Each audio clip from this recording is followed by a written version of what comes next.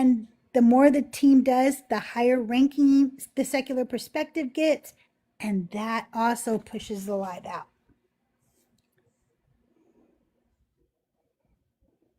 Thank you, Absolutely. Candace. This is Crystal J, one of the hosts here at TSP. I'm your host, Joyful Apostate. Um, Make sure to follow all of the hosts here at TSP. Even though we aren't here all the time, we do run our own lives, and that way you will see when we are hosting our own lives away from the TSP, um, not brand, but shows.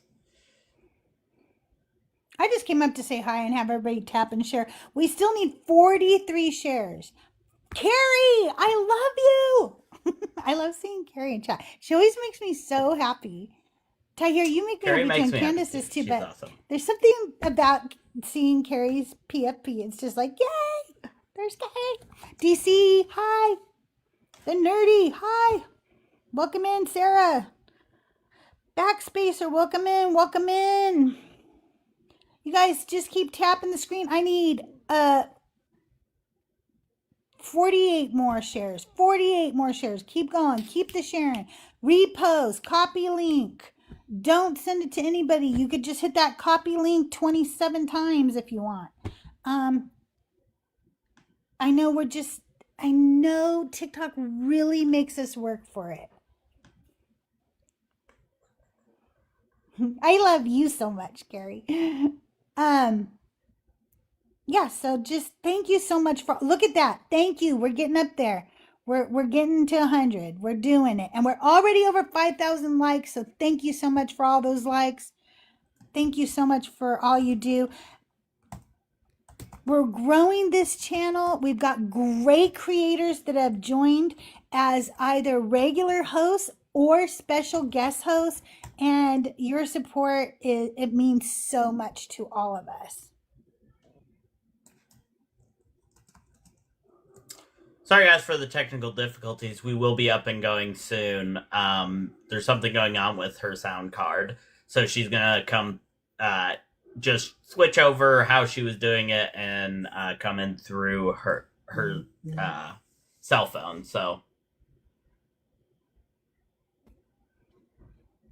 I know I should have my little purple one. I actually have one all in purple that I think Lobes or Joyful made for me that matches the secular perspective vibrator that's on the background. What? What?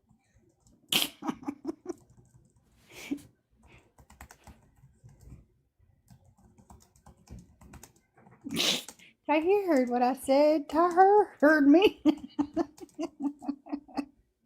It is very magical. That is a very magical wand. I mean, microphone in the secular perspective logo. It is. It's a beautiful, magical microphone. That's what it is. It is.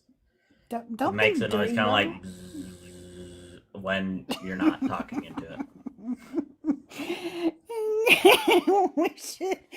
we should do like a promo video of us all like singing into a magic wand vibrators. There we go. It's a Hitachi mic. I have one. I mean, what? If there's any It makes a Christians noise. out there, go ahead and join in the conversation. We want to talk to you.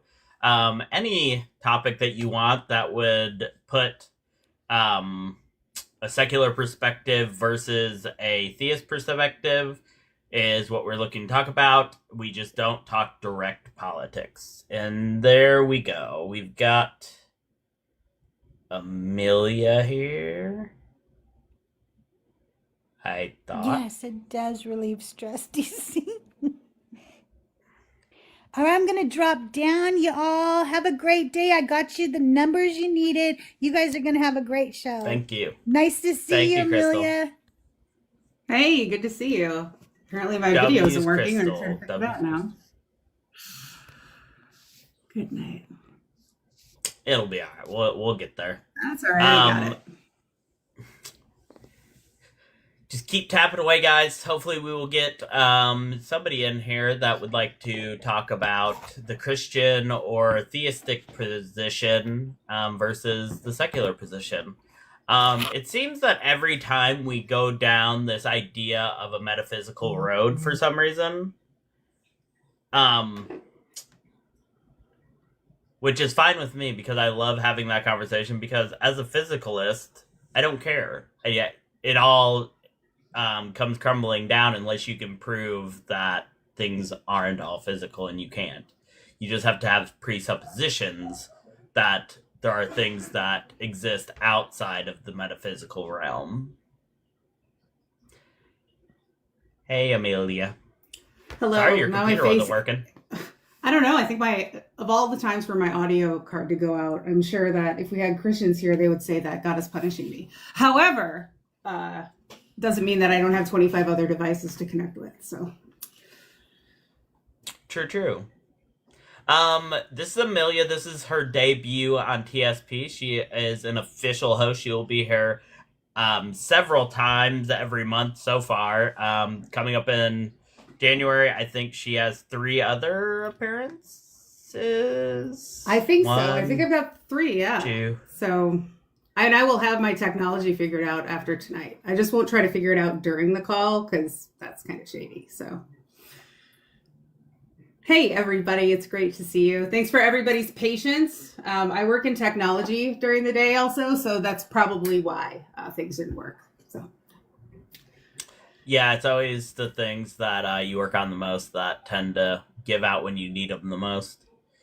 Yeah, my partner likes to say that technology hates me, which is, probably true. So thanks for all the likes, everybody. I really appreciate it. And thanks for giving me the shot to come on up here. I've been part of the deconstruction community for quite a while now, but have never been like, yeah, I really want to host. And when you started this off, Joyful, I thought, man, I want to get in on this, right? Because I think our mission statement and what you're going for is exactly what we need in this community. So many people say community, but they don't mean it.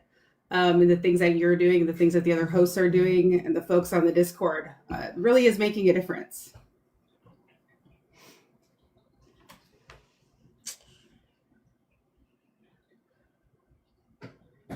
Oh, absolutely. I think that, I didn't realize how much the Discord would even help me, but just,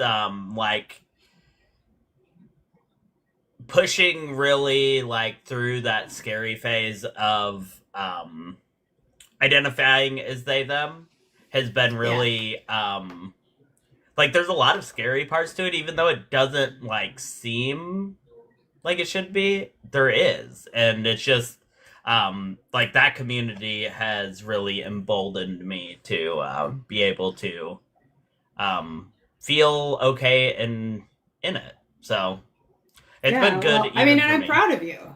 I'm proud of you because I can't imagine how hard that is, especially coming from, the other side of things, from the Christian perspective. I think, unfortunately, a lot of that fear is learned. And until you start to experience not fear, it's hard to get around that.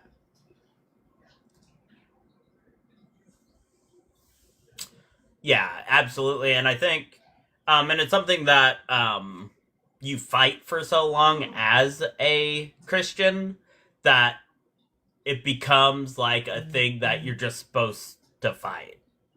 Yeah. You know what I mean? It's just like normal business. So I think that, the server's been good for me. It's internal and external, right? That fighting isn't just, it's probably just as much. I've not been there personally, but it's got to be just as much internal as external. The whole, deconstruction process. Oh, yeah. It's definitely more, I think it's more of a battle internal than external. Yeah. Yeah. If there's any Christians out there, come on up, talk to us. Yaklub, nice to see you. What's up, Yak? How are you? So, you were a Christian for quite some time, weren't you? Yeah, so I would say I was born into Christianity. I was born in Wisconsin, so you're two flavors there, or you're one or the other. You're Catholic or you're Lutheran. That was it. That's all I even knew existed until I think high school. And for me, God, I hope I don't look it, but don't tell me if I do. It was mid 90s. So, the power of Jesus time was happening. Then I realized what non-denominational was and started getting really involved. And I think that was maybe one of the 16 times I got saved was between like 94 and 96. I don't know, baptized like 5 or 8 times. I don't know if you can get over baptized, whatever. And then went to Bible college because I was pretty sure that that's what I was supposed to be doing with my life. And I made the decision to go to a Baptist college, a Baptist university, which I very quickly learned meant that I was supposed to get a Mrs. degree. So that was either playing piano or singing in the choir or doing childcare. And I actually got expelled from college because I wasn't living the way that I was supposed to be. And, still stuck on to Christianity, spent about 1.5 years in a, what most people would call a CULT. I don't know if that's a word now that gets us in trouble, but an official one helped take them down. Oh, okay. Didn't know if that was on the same list as the other words. But still, you might not be used to this, but we say all the words here. Oh, good. So I can say fuck. That's good. Okay, yes, good. we say all the words. Like we say die, dead, kill. Oh, good. Murder. Good. Yeah. Yep. So I have found that the creators. I've found that the creators that try to disguise their words tend to get more violations than the people that actually just say it. Yeah. I've seen that as well, and I also think like, hey, there's a reason that they call it those things. There's a reason that those words exist and words have power. But I think they. Yep. Whether it was a cult or not, it was pretty widely known back in the day. Left that group, realized, that's bad Christianity. So, at least I had a black and white idea of that. And then, went right back into evangelical Christianity, eventually left that again, then did a rebound. So I think that's probably what I think a lot of folks who, end up kind of going in and out of it do. And then my most recent bout in Christianity, I got deathly ill, like legitimately on life support, was so sick. Remember waking up and hearing somebody praying, and I think it was one of the pastors at the church that I went to, praying that I would wake up so I could confess my sins and God would heal me. And it was like a light switch went off. And I thought, holy shit, like, that's it. Like, if that is the God that I am dedicating my life to and worshiping, and he's going to let me lay in this bed and have to relearn to talk and relearn to walk and relearn to swallow and eat and leave me alone. And that's what the people that I thought loved me believed. That wasn't a God that I wanted to worship. And I also spent a lot of time, I was in the hospital for 6 months straight, pretty much bedridden, a lot of time praying and saying, God, heal me. And he didn't. And I'm glad he didn't, because if he turned out to be real and he chose healing me over someone else, that frankly would have been just as shitty. And that's when I finally washed my hands of all of it. And I have not even thought once, and it's been about 4 years, about ever going back. So that was kind of my last straw. So here I am now, kind of surrounded still by a lot of people who believe what they believe. And I just challenge people, whatever you believe, know why you believe it. And I think that leads a lot of people to deconstruction. Now, was your husband Christian? It was and is. So it's extremely, extremely interesting. Yeah. So it is it's a daily struggle, if I want to go back and use the old words I used to use. But it's extremely interesting. Oh yeah, my wife when my wife deconstructed, 5 years of me being a minister still, she was deconstructed. Oh, so from yeah, the I other get it. way. You've been there. Okay. Yeah. Well, that's Yeah, another reason I'm glad we have this community, because I always wonder, and I'm always afraid to ask, but I always wonder, has anybody ever been in the same situation? And it's very interesting. Yep, just the opposite. But she was a big reason that I left. So that Awesome. I mean, maybe someday, Amelia, maybe someday. Hey, I don't want to change anybody's mind. I just want to change how they think. I think absolutely how you think changes your mind and changes ultimately your heart. And I think there's a lot to be learned from both sides, but I don't pull punches. If it's bullshit, I'm going to say it's bullshit. So absolutely. What other? Oh, Amelia was like early deconstruction zone too. Like when we had 40 people and the lives, it was a good night to get 60 people. Kind of like what we're dealing with right now in this. We were there for all of that. Yeah, I was the third host of Justin's channel, the third host. So I wear that like a badge of honor. So. Yep. Yeah. Yep. Modding late nights. It was good times. It was good times. Heck yeah. And I can't wait till we become just as big as that, in our own group. I think what Justin does is Hopefully. amazing. And I like when he comes over and hosts with us as well, which is great. Yeah, I remember when you were co-hosting. I remember you bringing me up. I think you brought me up the first time that I went up on his live. Nice. If I remember. Nice. And I think I fell in love with you right out of the gate. So,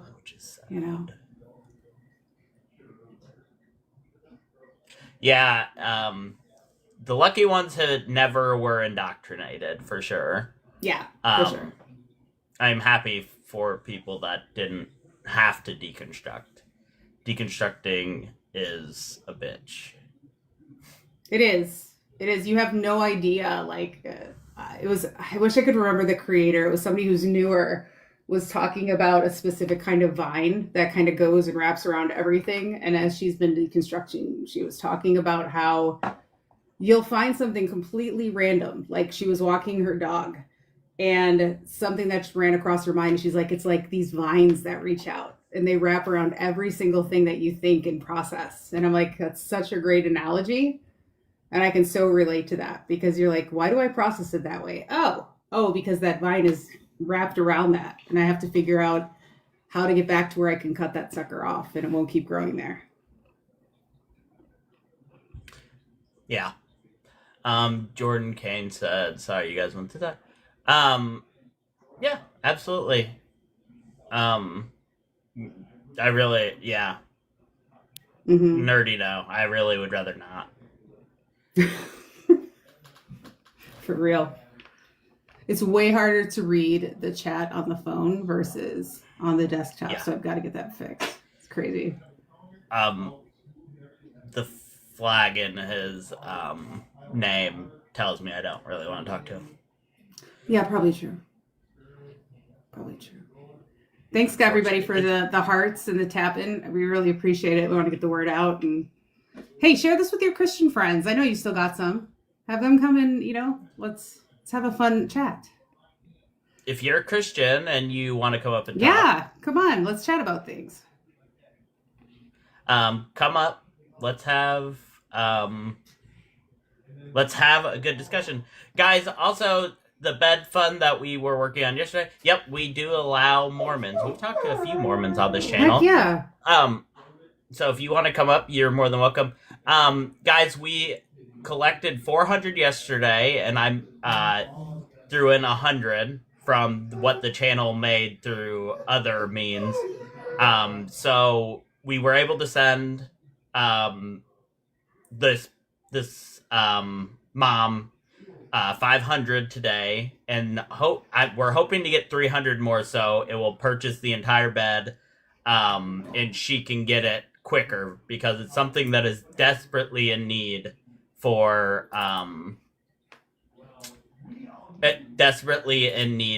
these people. So if you could help with that, these beds are very expensive and very important to extremely autistic kids.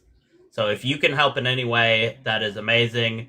Cash App, PayPal, or Venmo. The PayPal is going to be through my wife's name, so you'll have to ask for that because that is not in my.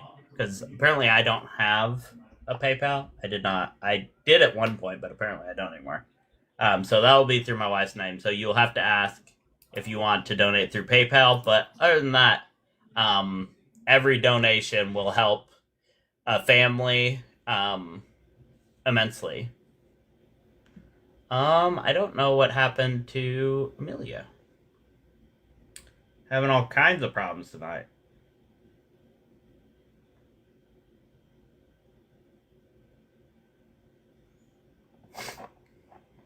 Can't believe atheists can be just as judgmental.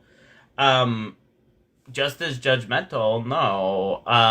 I just don't like to talk to people that support genocides. The same as Christians. I can't believe that there are atheists that support genocide the same way Christians do. That's, I mean, it's a pretty simple concept.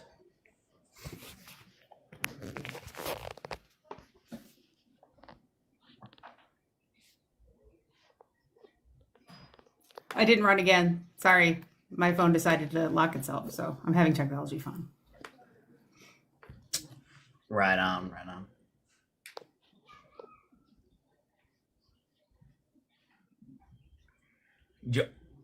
Jordan. Oh, you're a Trumpy too. That's disgusting. That's another reason why I don't want to talk to you. Now you gave me 2 reasons. And it's that politics word that we know and love here at the channel. Yeah. Now, if we want to talk about biblical genocide, that's one thing, but you know. You're still a Trumpy. I don't care where you're from. There's Canadians that are. Maggot's gonna maggot. I don't know what to tell you. If you're a Christian, you'd like to have a conversation. I don't know what happened to our Mormon buddy, but he did not come up.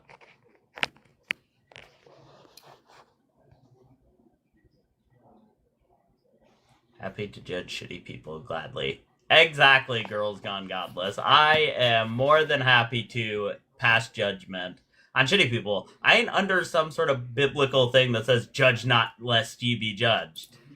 I judge everybody. Just don't make it easy. Don't make it easy. I hate everyone equally. I mean, that's just fair. Well, I mean, if you aren't judging everybody that you meet, then you probably have a bunch of shitty people in your life.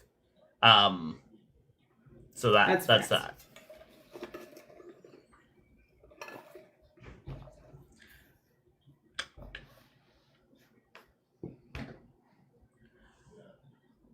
Make it hard. We always like when we make. Yep. True, Aaron. Guys, thank you so much for all the likes. We once again are not getting any ops, but hopefully we will get at least one soon. The guy asked if we take Mormons, and then he left. I was hopeful for that. Well, Mormons believe they're Christian, right? I guess I should have asked that. I should be like, come on up, let's talk about it. Yeah, I mean, Mormons. When I was a Christian, I did not consider Mormons as Christian. But now, yeah, why not?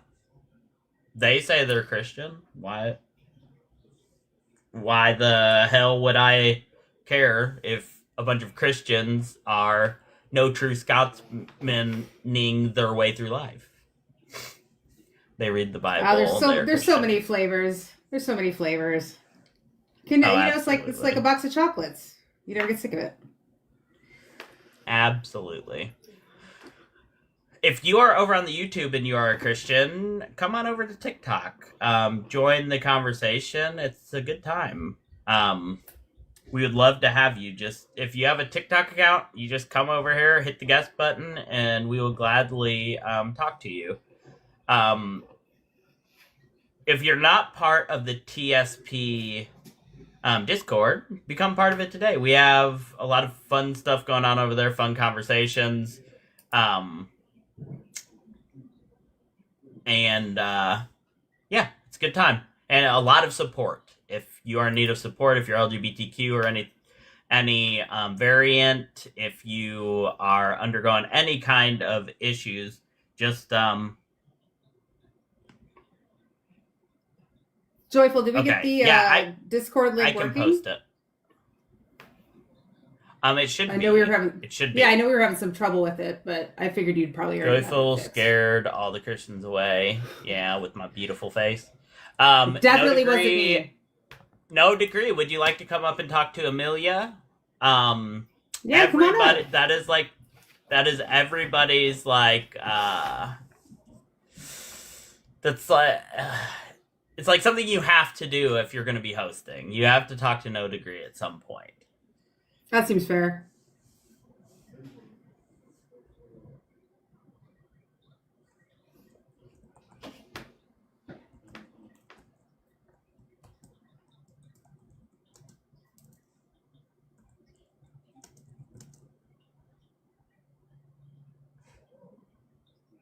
Our Mormon friend is back. Come on up, request up.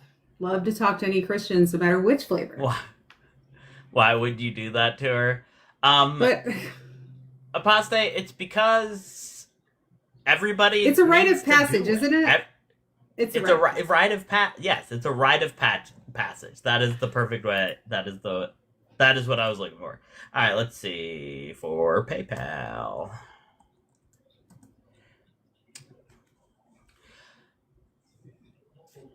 Yes, Russell is supposed to be up here later presenting on-screen evidence. He's going to demonstrate where Jaron went wrong in his book. I'm going to hold my breath for him to come here and do it. That's what he claims. He claims that he can demonstrate what he messed up in his book. So. Well, that's exciting. We'll see. Latter-day Courage, you are a Mormon. What are your pronouns? And you're over 18, correct? He, him, and yes, I am 22. Right on, you're going to be talking to Amelia. I will jump in now and again, but we try not to tag team too much, so start off talking to Amelia up there, and if I have any clarifying questions or anything, I will speak up, but for the most part, I will let you guys discuss. Perfect. Sounds good. Thank you. What's up, Amelia? Hey, what's up? Good to meet you. Good to meet you as well. Have you done research on Mormonism? So I have some experience. I have some friends that were Mormon who tried for a while to get me to consider converting. So I spent a lot of time with them. It was during my college years. So I know a little bit from the perspective of just knowing the people and, just the basics. So would love to learn more and hear more and figure out what makes you tick. Perfect. Yeah. Just to kind of preface my background, I grew up in the LDS church, but there was at some point where I kind of wasn't following the teachings, and me maintaining a membership was purely because my parents, it was kind of an expectation within our household.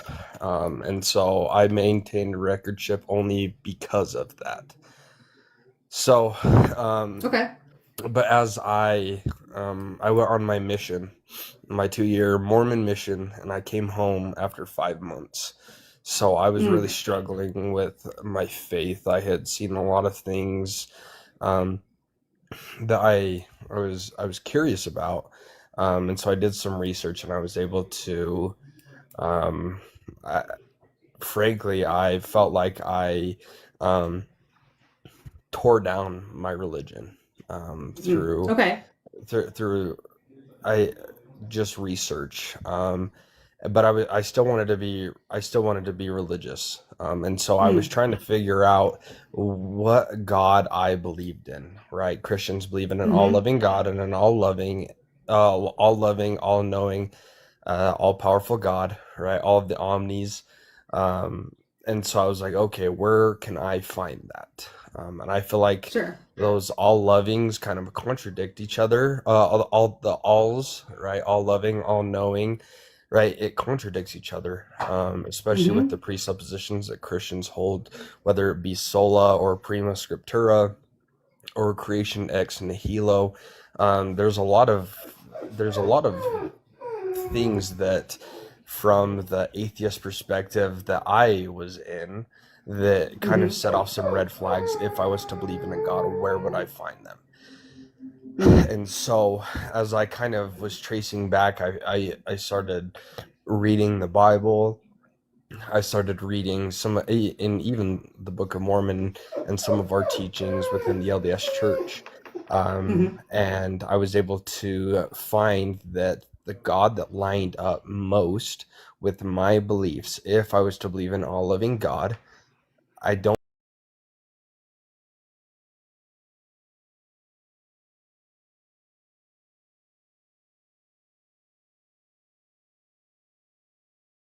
believing in a subjective presupposition.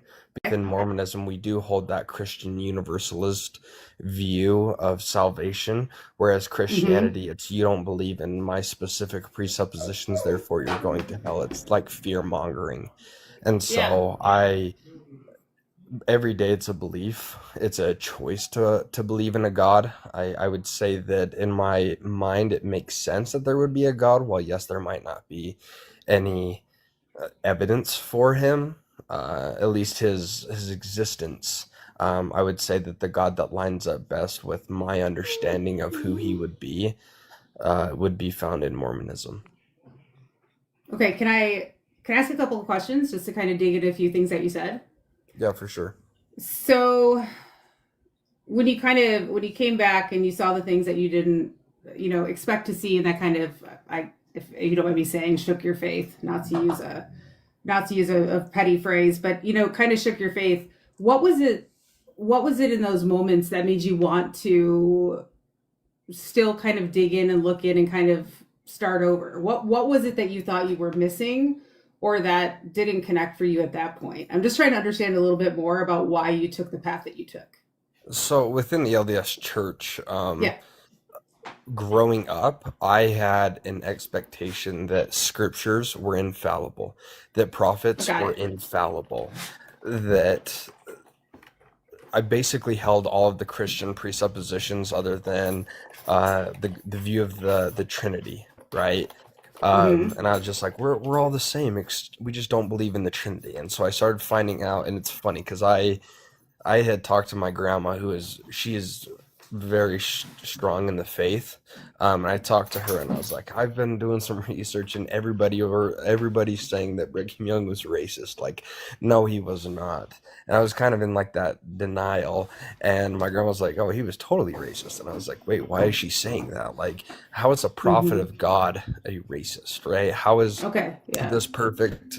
How is this person supposed to be maintaining a religion while not being perfect? And to kind of have that understanding of the prophets in the biblical texts and see their imperfections, it kind of helped me to say, like, well, yes, I can full-heartedly disavow Brigham Young and his racism, but I can stand for and accept the truth that he taught. Just because my math teacher was a POS and did really bad things to some of the students, it doesn't undermine the fact that that they were teaching 1 + 1 = 2, that they were teaching that truth.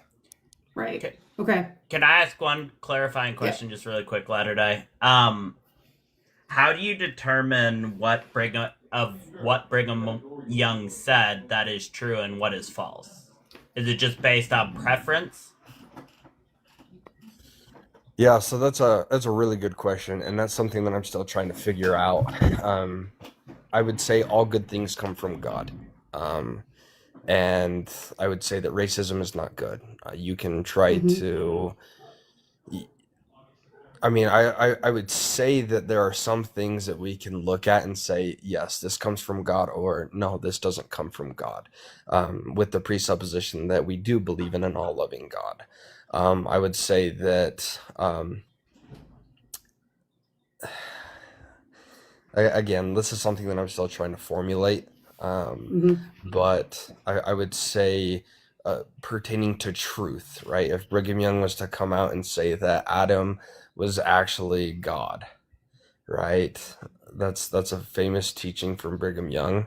I would say that I would say no, that's not true. Because number one, we can look at scripture, we can look at past prophets and apostles, right? And they would all say that Adam is not God, right? If the prophet right now was able to, if he came out and said that Heavenly Father is a female deity, I would disagree with that. I wouldn't necessarily say that he's a false prophet. I would just say that that teaching is not true. And again, just because I with the presupposition of an all-loving God, I don't believe that God is going to damn me to hell because I chose to not believe in prophets' subjective statements that he's making. Because again, there is no evidence for God. You can sum something up and say like, well, we don't have an answer, therefore it's God, right? But I would say, especially and that I think that's the first thing that jumps out at me, based on Joyful's question to you, and kind of the way that you answered it.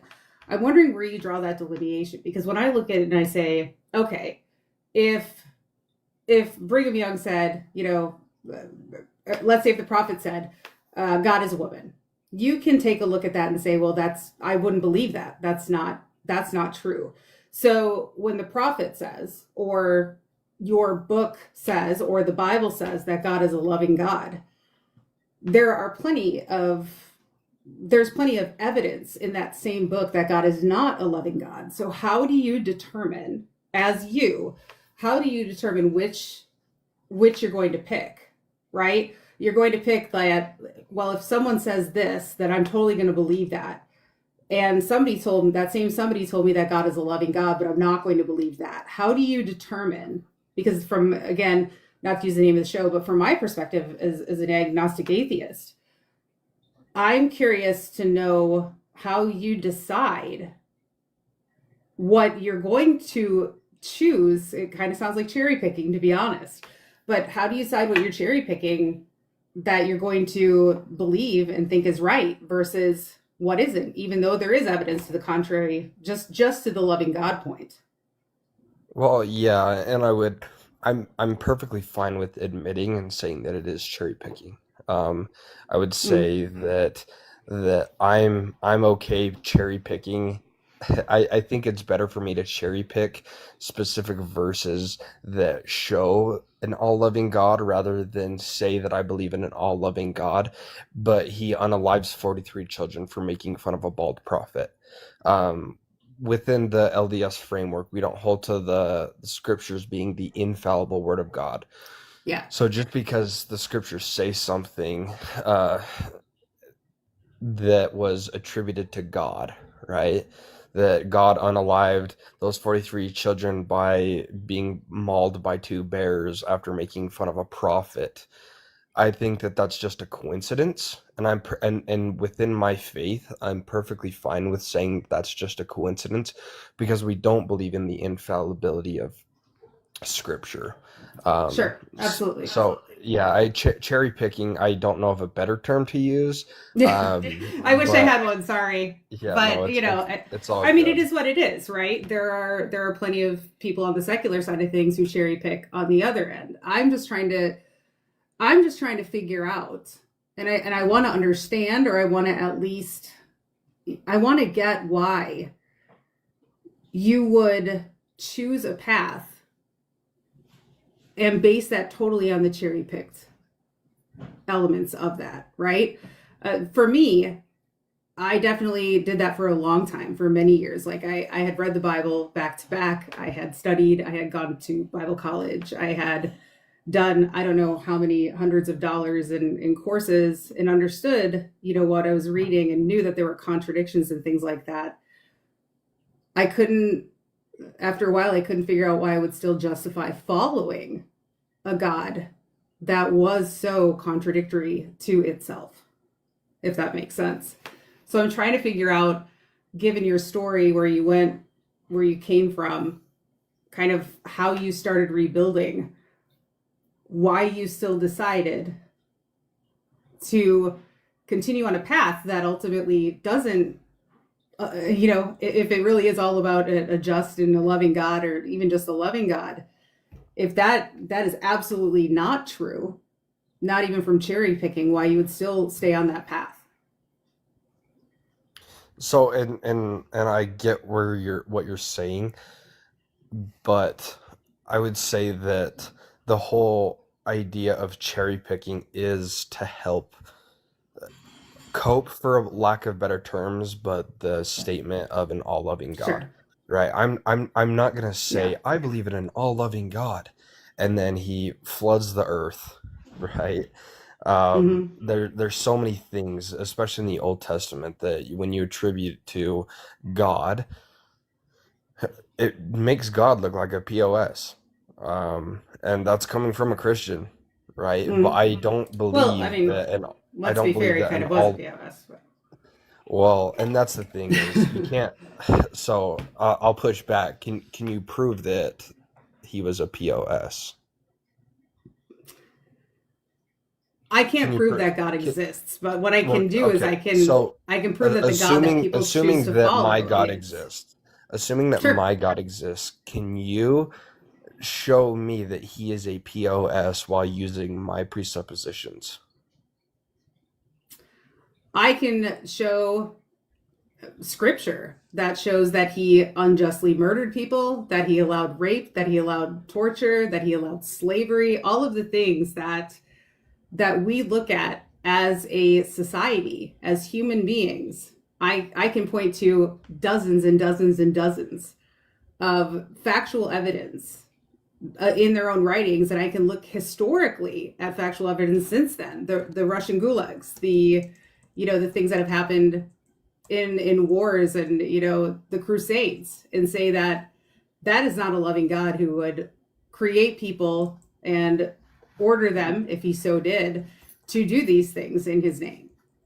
Bingo. So, and I agree with that, except Sure. for I don't say, and our church is not claiming, and I don't even think that they have made a public claim, but the God that I follow does not do that stuff. Like he is the God that you just described. That's not my God. My God is an all-loving God, right? I don't hold the presupposition that the Bible is the infallible word of God. So you can quote scripture. You can say that all of the crusades were done in the name of God. I don't believe that they were, because that would show that our God is unloving. I don't hold the presupposition of sola scriptura where nothing else, there's no other infallible source or authoritative source.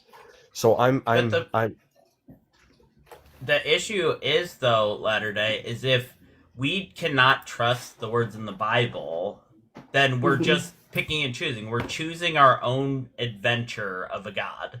We take the things we like. We take the things that we subjectively say are good, and we throw out all the things we subjectively say are bad. Do you understand, like, why that doesn't seem to lead to actual truth, rather just a subjective God that you like?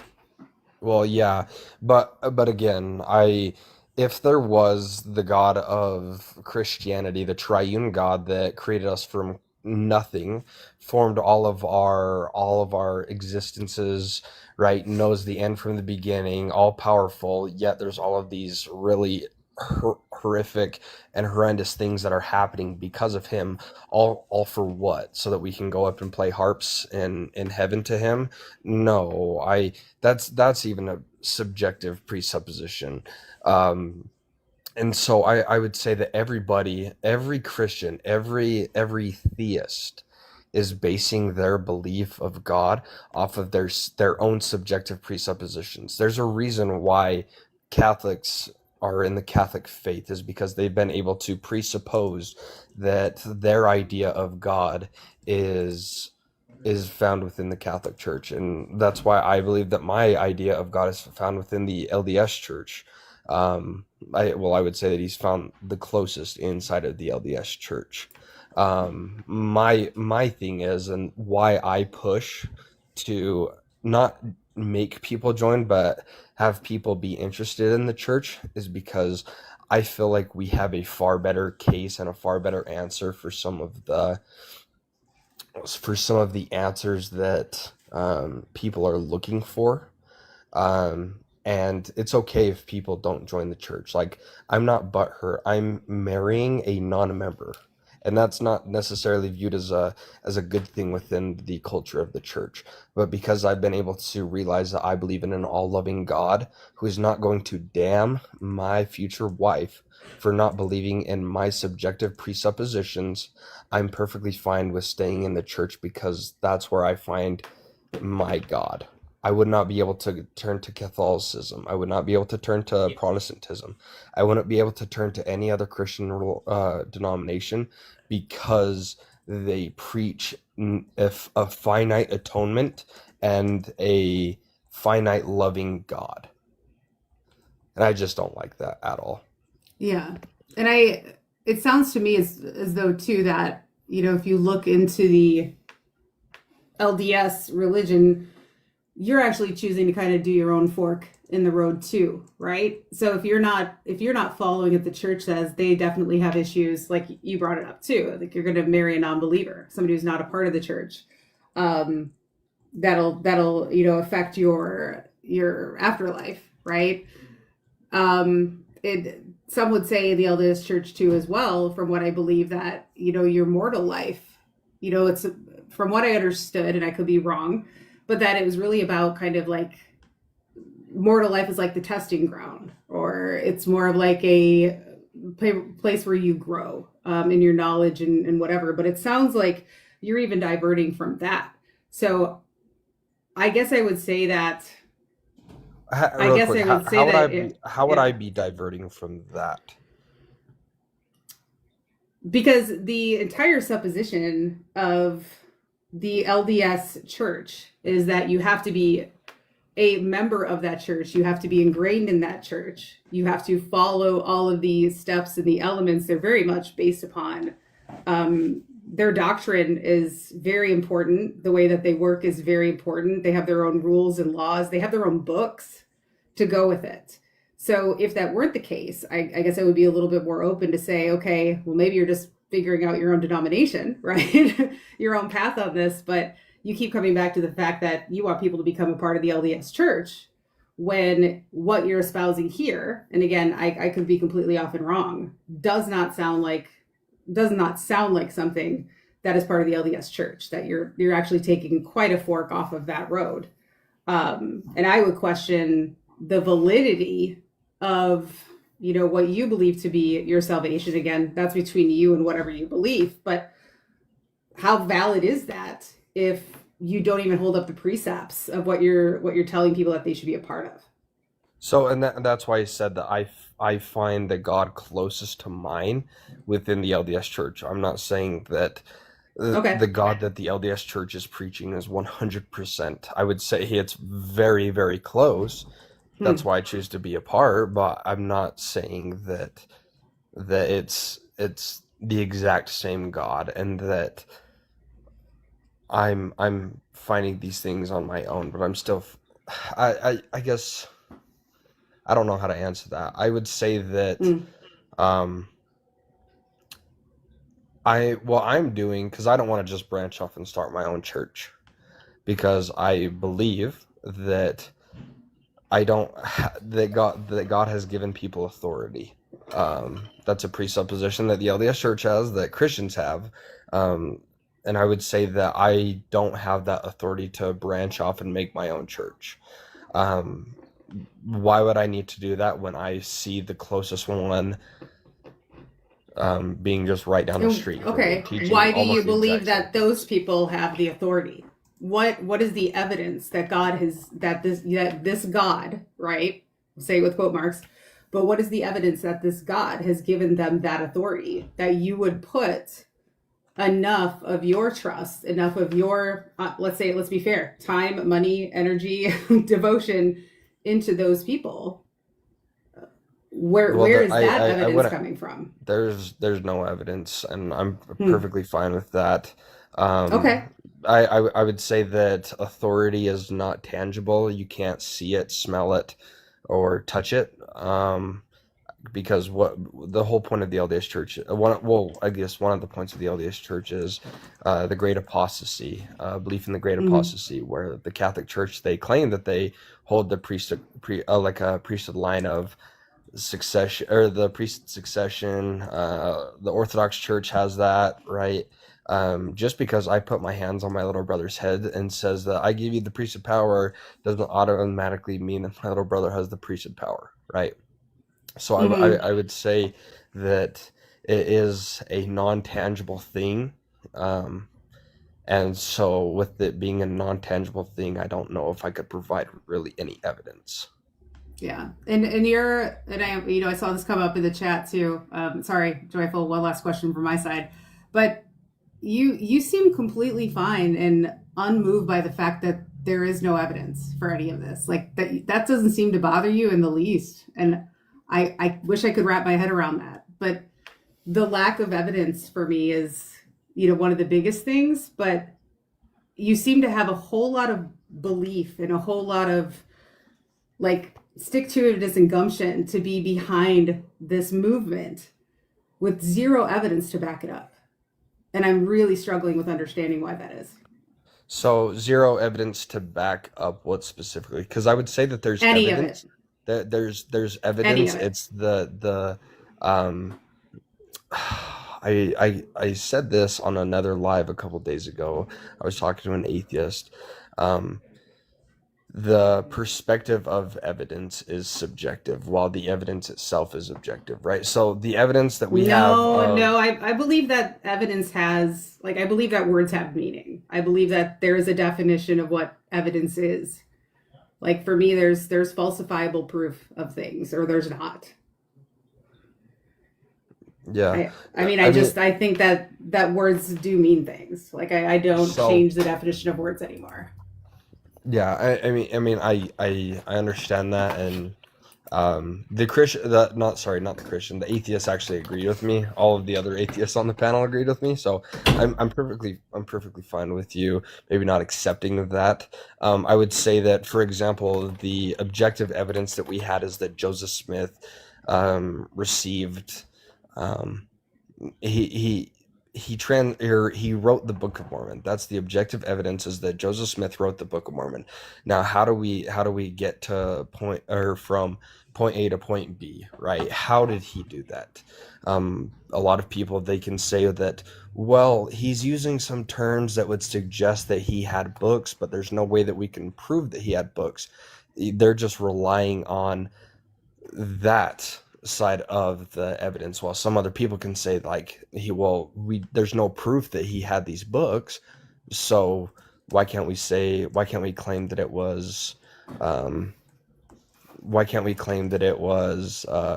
by divine revelation, Jesus Christ's resurrection, right?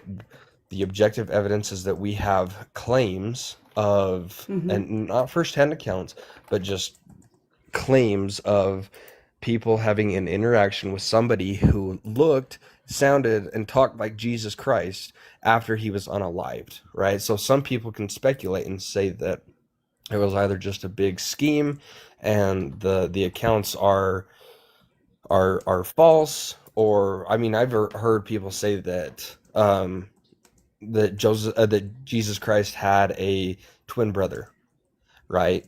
But some people look at the evidence that we have, and there's no evidence of that. There's also no evidence that Joseph Smith, other than him saying he wrote these books, his own family thought he was nuts. There's, to me, when I look at evidence, right, that's facts and information that back up the claim, right? They're facts and information that can be checked and rechecked, and it comes from more than one source.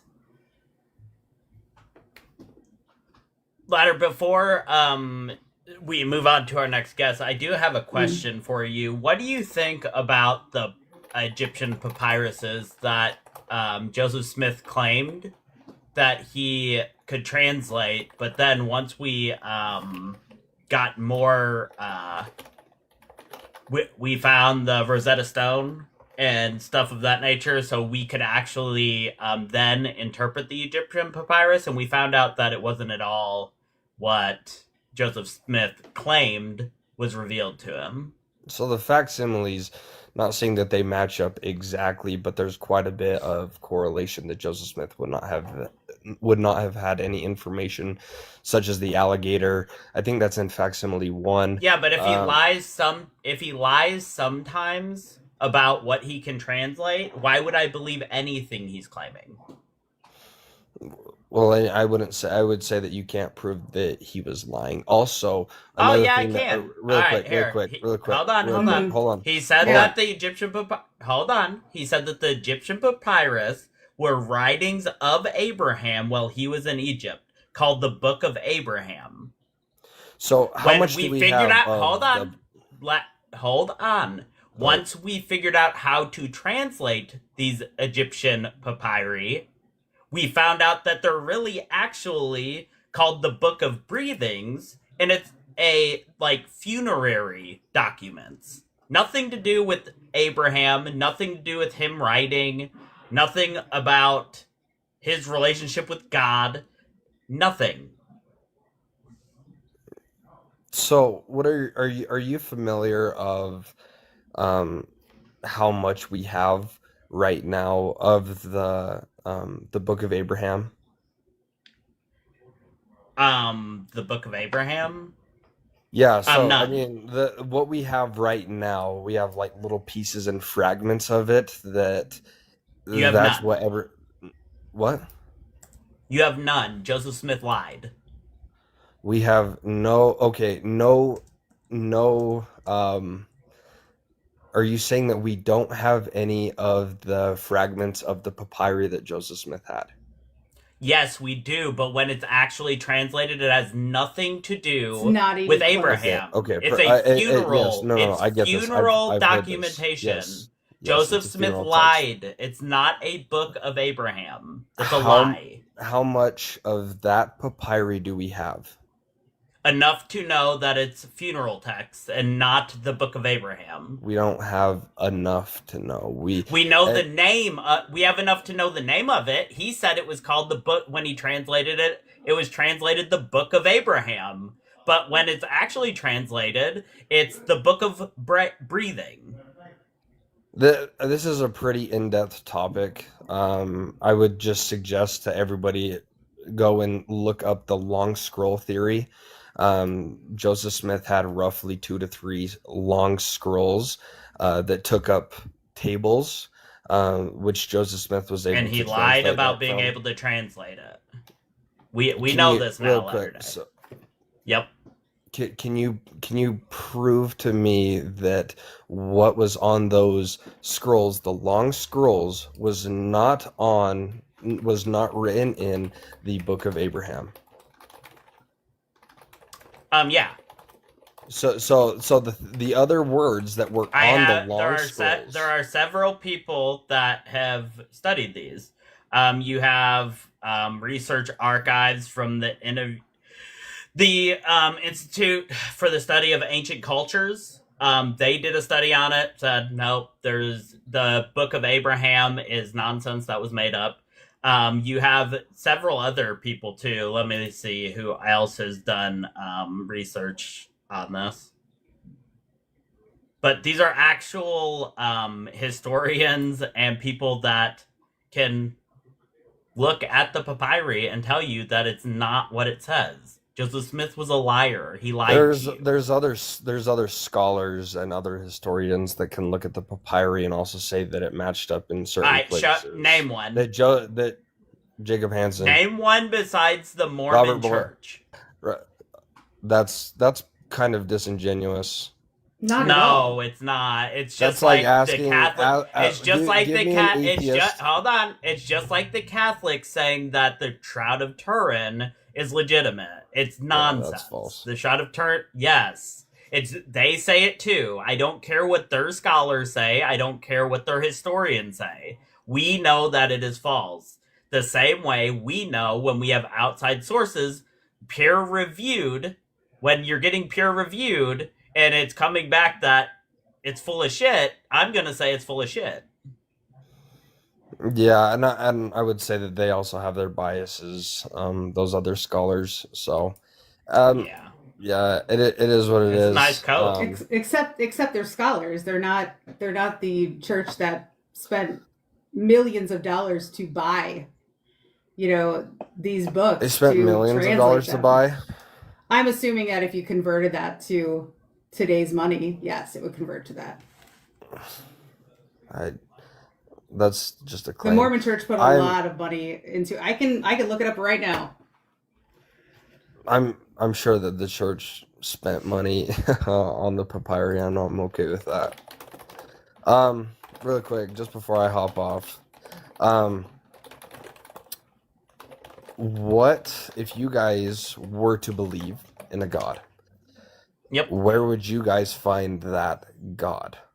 Would you find in any specific religion, or would you just hold it to your own presuppositions? And would you guys? No, I would be hold like it to the laws of logic, non-denominational? which, yeah, the laws of logic totally cancel out an omnipotent God. It totally cancels out an omniscient God. It totally cancels out all of those omnis. So unless the God did not have all those omnis, I'm not going to believe it because it would be contradictory of logic. Have you found any church that lines up with your presupposition? Oh, well, I mean, I guess not because you were an atheist, but would you have found anything close to it? No, Oh yeah, for like me, I was a I was a Baptist pastor. I used Were to you think, Reformed? Yep. Oh, that's crazy. Oh, well, that's insane. That's one of those that I'm just like, I don't know how people can wrap their. I mean, it's coherent, especially reading through the scriptures and reading in the Old Testament about God and who He is. And I would say that through the lens of sola scriptura, I would 100% say it's Calvinism and it's the Reformed theology. But because that God is an absolute D-bag, I don't find any other church that supports the view of God like Mormonism. So I appreciate you guys having me on. I'll hop off. Yep. But See ya. See you guys. Thanks. See ya. The belief with no real evidence is where it's at. Sorry, Cyber. We try not to bring up people on TSP. If you would like to get on TSP, you are more than welcome to message me, and we will get you a spot on TSP as a co-host. One of these nights. The papyrus is $2,400 in 1835, for the record. I just tried to think bring it's an up that important guess. point. Did not work. We are back out of guests. Guys, if you are in YouTube, make sure to hit that thumbs up. Make sure to do all them good things over there. Type in the chat. Hit them little hearts by the chat. And also, if you would like to be a member, that would be fantastic. Otherwise, we have a pinned comment up at the top of the screen there. It is the PayPal to donate to helping a woman in the community that has an autistic child get a cubby bed. So if you can donate anything, it is greatly appreciated. And then, other than that, if you're not part of the TSP Discord, become part of it today. We have a lot of good things going on over there. We have stuff for the LGBTQ folks. We have stuff for people that just want to get on there and chit-chat. Soon we will have a members game chat where we will play games online together once in a while. that will be in the paid members section. So if you are a paid member here or over on YouTube, then you will be able to get into the member section. There's a kink chat, there is just a regular chat, and then we're going to have a game chat coming up where we will play games and talk about games. So that should be awesome. Our mission. I've heard that folks at Deconstruction aren't competitive at all, so that should be interesting. Just facetious there. Yeah, guys.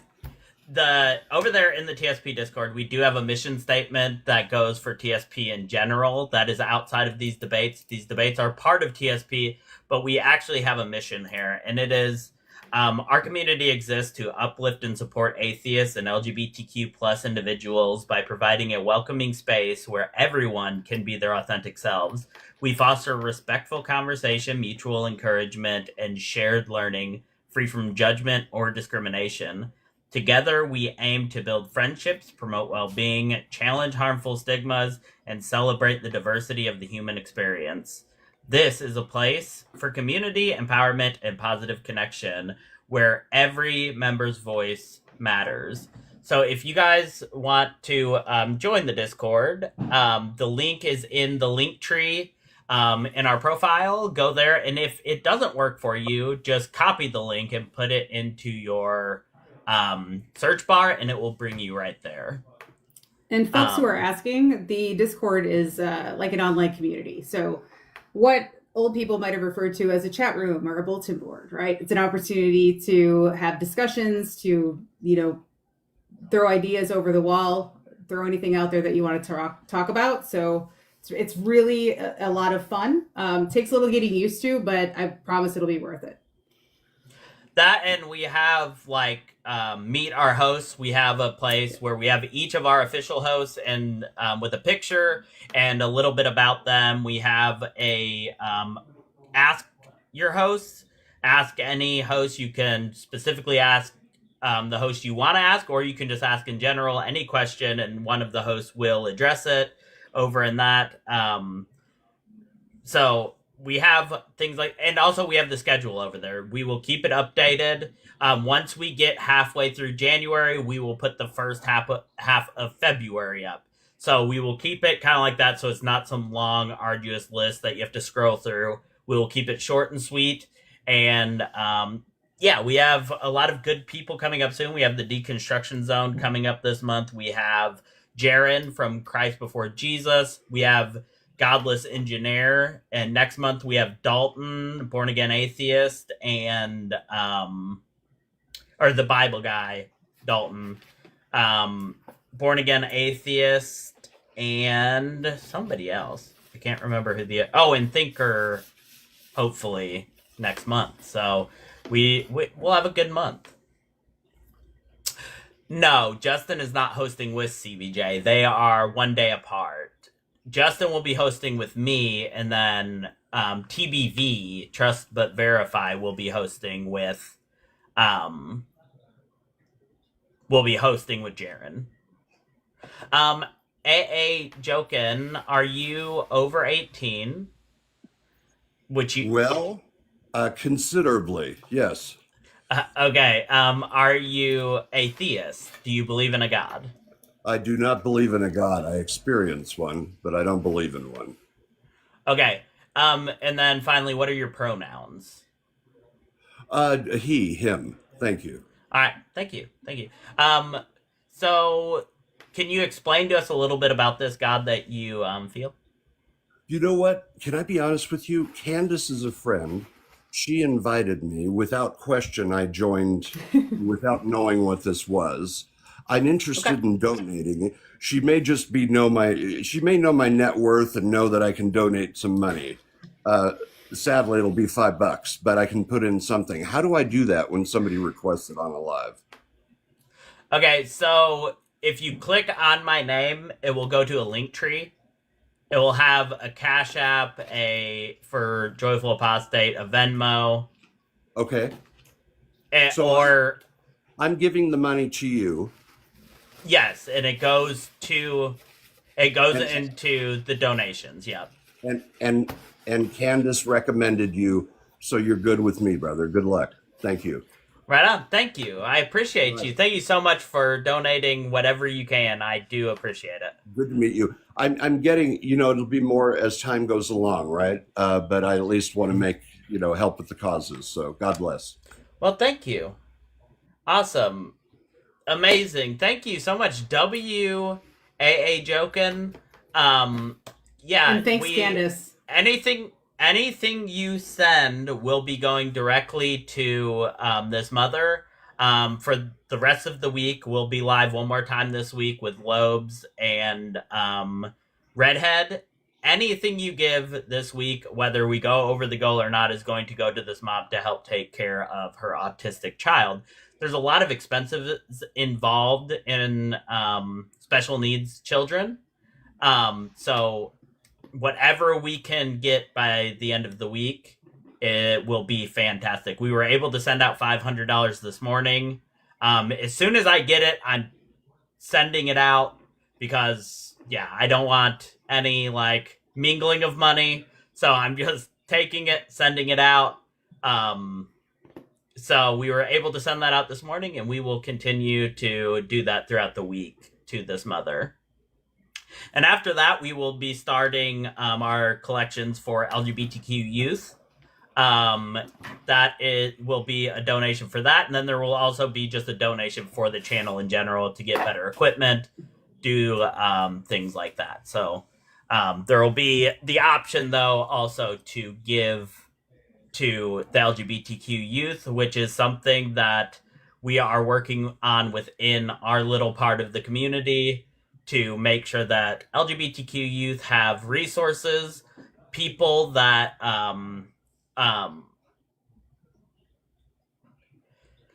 not people, but resources. A lot of youths get kicked out of their homes. There's a lot of bad that comes to LGBTQ youth, and we need to be there for them. Because we know damn good and well the churches aren't. They're going to send them to conversion therapy. They're going to tell them that they're bad. We need to be there for them. Mm-hmm. But anyway, thank you guys for being here. Let's see here. We've got... we are out of guests. If you are a Christian, either in the YouTube or on TikTok, jump on up. We would be more than happy to have a conversation with you. Yes, this is live, Rock Paper Tree. Over on the YouTube, make sure you hit that thumbs up. If you're over in the Deconstruction Junction, make sure to come over to TSP's YouTube, hit that thumbs up, and subscribe. It really helps out the channel. Guys, we are already at 16,000 views, or 1,600 views, not 1,000, that would be crazy. 1,600 views over in YouTube, which has doubled our best amount for a whole live. Tuesdays are killing it. Thank you guys for all that you're doing over there, chatting, hitting them hearts, liking the live. It really does help. Okay, is there a Cash App for the donations? Yes, there is a Cash App. If you go to my link tree, there is a Cash App for Joyful Apostate. And that is what I sent it through this morning. So if it goes to Cash App, it makes it a lot easier on me than trying to get all the money together to send.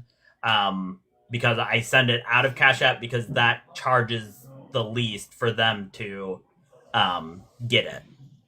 Hey, Joyful, I don't know if you saw the question in the chat, but if somebody has a need, like this mom with her child, how do we surface up those needs? Are those through the Discord? Okay. Yep, you'll do it through the Discord. What you'll do is in the Discord, let me pull it up here.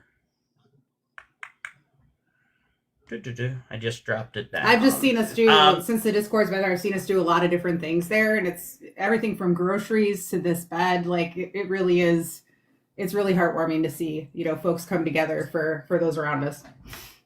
If it's in the Deconstruction Junction, I'm not sure how you address that. with TSP, which I will reach out to them if it's something that we would not normally field. We will reach out to Deconstruction Junction or something like that to see if they can help. But if you go into the it's just called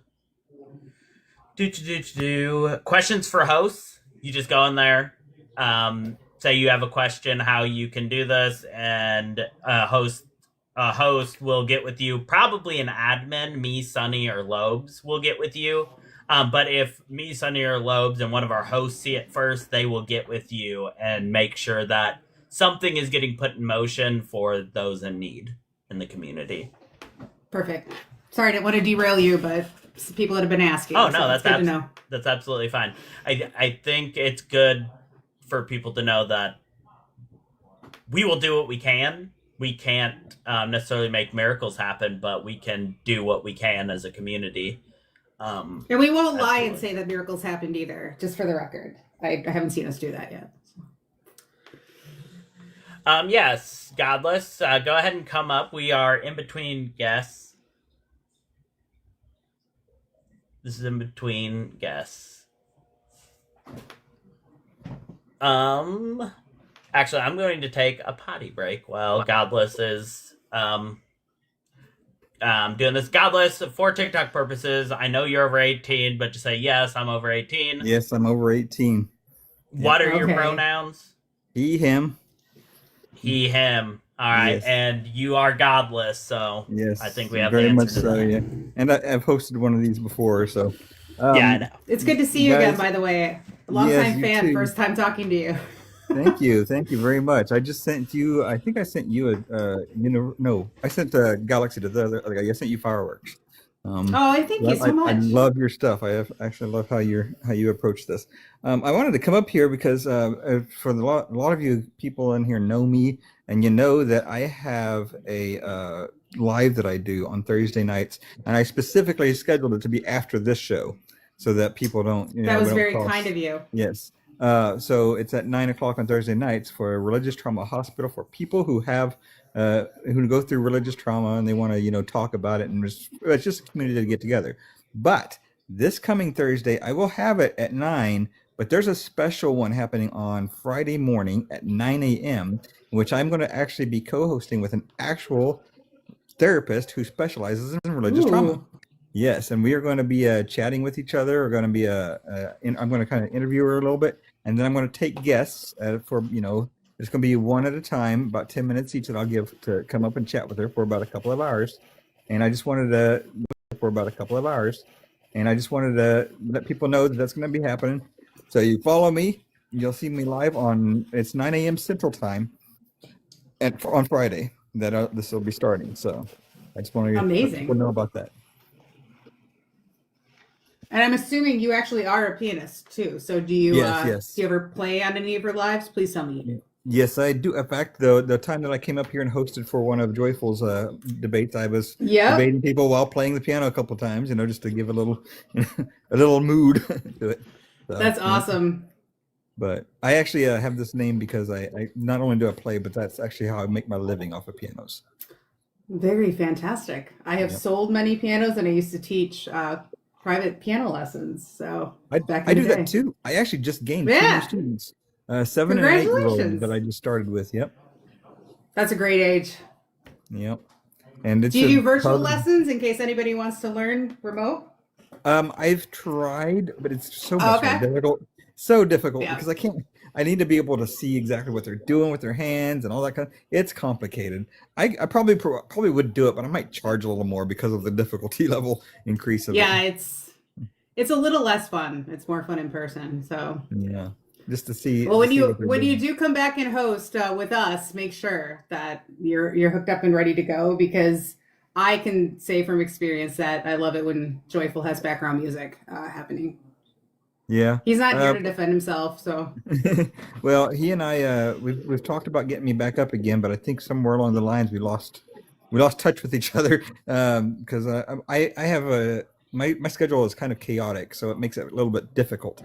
I recently just managed to get it to where I can set that Thursday night aside for the religious Nice. trauma hospital, and that's the one I've got where I'm just canceling anything else out. But yeah, my schedule's a little chaotic, so it's kind of hard to get me up here. But I want to try No, to it's get it great to to where I do can. that. Thank at you so least much. at least at some point get, you're not just host, but maybe one day even become an official host at some point. But Heck yeah, I will champion for it if I don't get fired after tonight. So I had tech issues and Mormons and who knows. I think it was all about, all right, let's stump Amelia tonight. So right. and I noticed Lobes is here, so I'm pretty sure he's gonna throw some shit my way soon. So Oh man, I keep missing Lobes' lives too because of my work schedule. It just keeps getting busier and busier, and I need to start getting some little some order to it, some structure.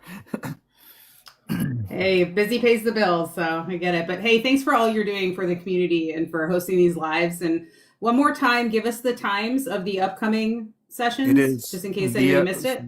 The scheduled one, like that's every week, is Thursday nights at 9 p.m. Central Time, which is right after this show on Thursday. And then on the special one is going to be Friday morning at 9 a.m. Central Time with the religious trauma therapist. Her name is Morgan Piercy, and she's actually on TikTok. She's on TikTok with a few, she's got quite a few followers too. But you can look her up, Morgan Piercy, and she's pretty good at what she does. She seems a lot of people speak really good of her. Deconstructionkc.com is her website. Very good. Love it. Everybody give a like and a follow. Thank you very much. It was good talking to you. Good to talk to you too. All right. Anybody who is happens to be watching on YouTube, come on over to TikTok if you want to get up and chat with us live. Looking for theists and Christians just to chat, share some ideas, throw things over the fence and back. Would love to hear from you. If we have any Christians here in TikTok, please feel free to jump into the chat. And I cannot say enough for all of the hearts that I see pop up. I'm getting old, so I can't really read my phone as well as I used to be able to, but I love seeing all the little hearts pop up. I'm just an emoji girl, so love all the likes and shares. We really appreciate you guys. Make sure you check out Joyful Secular Perspective. Make sure you check out the links that are in the bio. There's a link tree there. We are currently raising money for a mom of an autistic child who needs a very expensive bed. So the community has been coming together. We've been donating and getting her that money so that she can afford something that's just really out of reach for most people. So if you can do anything to help support that, that would be amazing. Also, we talk not just live here and on YouTube, but we also talk live in our Discord channel and sometimes async as well. So make sure you check out the Discord channel. You will have to look at the link tree, go to the bio, look at the link tree. You will have to copy and paste the Discord link in. It will not let you click it. That is a rule of TikTok. However, you'll be able to grab it and copy it and paste it into your browser and join our community there online, where you can find things like our schedule. You can find bios of all the hosts. You can join chats. If you're a member, you can join specific chats that are there. Very recently, there was a King chat started. So anything that you're interested in or not, you can participate or not. You can ask the host any questions that you want. And we really hope that you join us, because what I think some of us lack in community when we deconstructed or during our deconstruction, we're really trying to make that happen online for you as well. So you look flushed, Joyful. Do you see what I did there? That was from my bad comedy days. That was almost a dad joke. So that's what you get for free tonight, y'all. Dad jokes. I know. Yeah, I'm not sure that I would go with I'm getting almost. fired. I'm not sure fired. that I would have just went know with this. almost a dad joke. I think That's that probably was a dad straight joke. up just a dad. It was. It was Yeah. I'm not ashamed. full-fledged dad.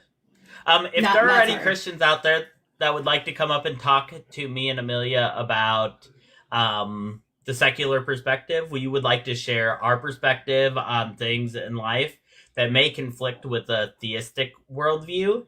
So we can talk about anything except for direct politics. And if you want to talk about abortion, we can do that tonight because we have a woman on the panel. So if you'd like to talk about abortion, that is even on the table tonight. So anything you would like to talk about you are more than welcome to come up and have that conversation. And if you were here for our first conversation, we didn't bite.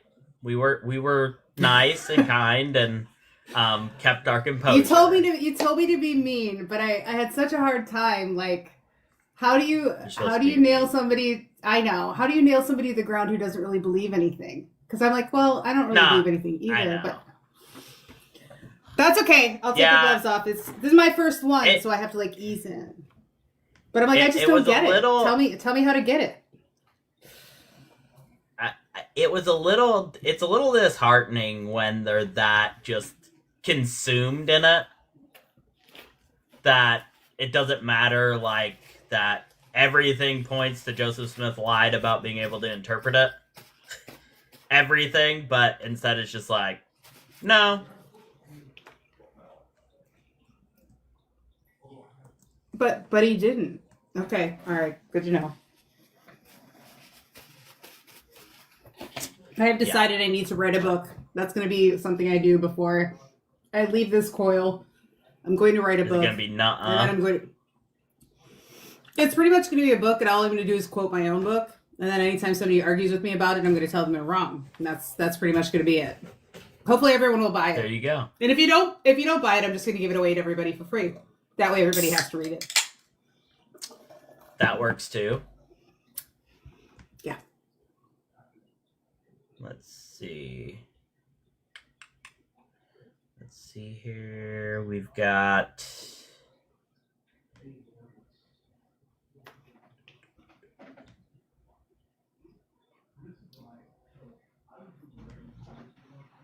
We don't have anybody in the guest box, so Christians, come on up.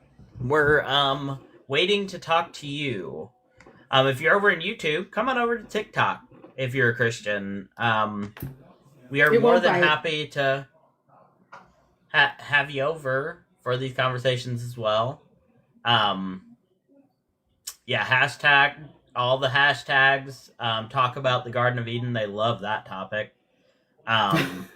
We're almost at 2,000 views already over on YouTube. Thank you guys so much for interacting with the live over there. Make sure you're hitting that thumbs up. It will help us on the next live. Every time we do more this live, the next one is better. So make sure we're doing all them good things. TikTok has been slow tonight, though, which is weird because YouTube has been a lot more active. And then I think the line is on Monday nights, though, which doesn't help. I don't have the draw yet. It'll get there. I'm working on it. Spooky, Mark you gotta help me out with the draw, girl. Mark says, turn so you don't burn over in YouTube. Oh.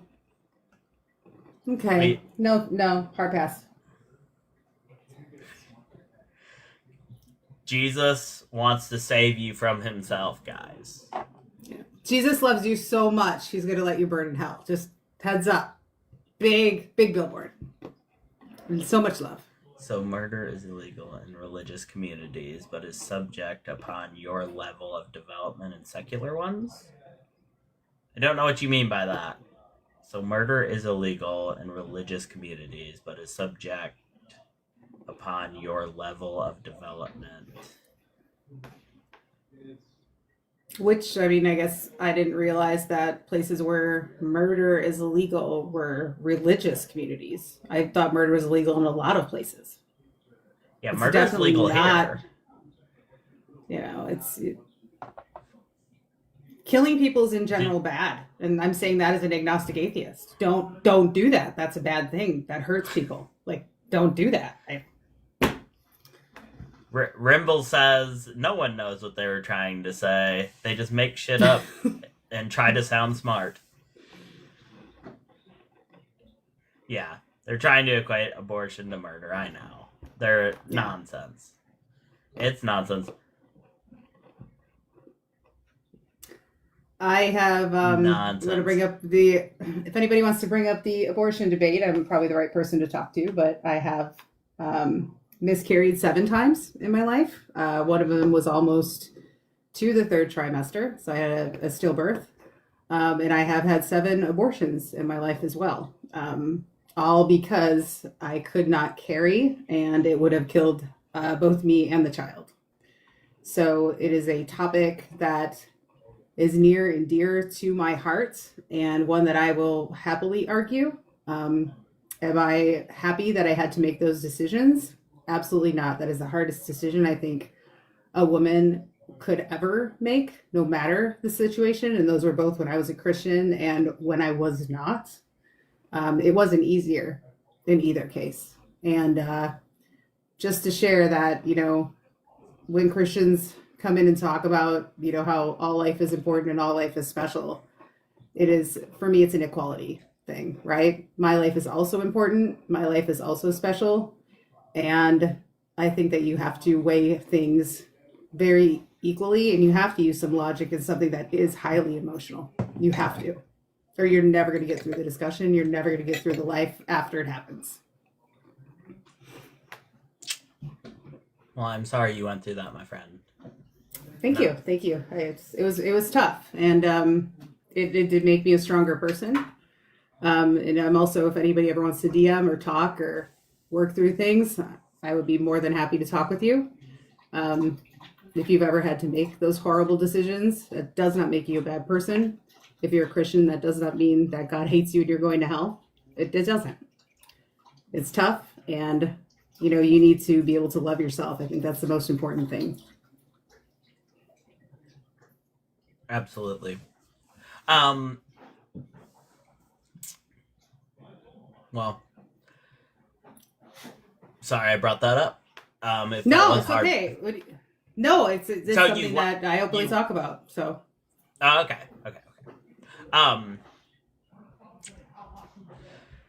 Guys, keep tapping the like, sharing out the live. We are here for another 2 hours and 15 minutes. So if you are a Christian, come up. We would like to talk to you about your Bible. We'd like to talk to you about your God, and we would like to discuss why you believe that a theistic worldview is better for humanity, better for your own personal life or anything than a secular perspective. That's the whole point of the show, is to have those conversations and try to figure out which perspective really does hold more weight. For those that might be new that are part of the community, we have a Discord, the TSP Discord. Go ahead and join. I'm sorry we keep going over this, but that's what we don't really have anything else to do right now. If you are new here, we have a Discord, TSP, and we do a lot of wonderful things over there. We have great discussions. We help people, and we have places where you can see the schedule. We have places where you can talk about pretty much anything. Here soon, we're going to have paid membership gaming area.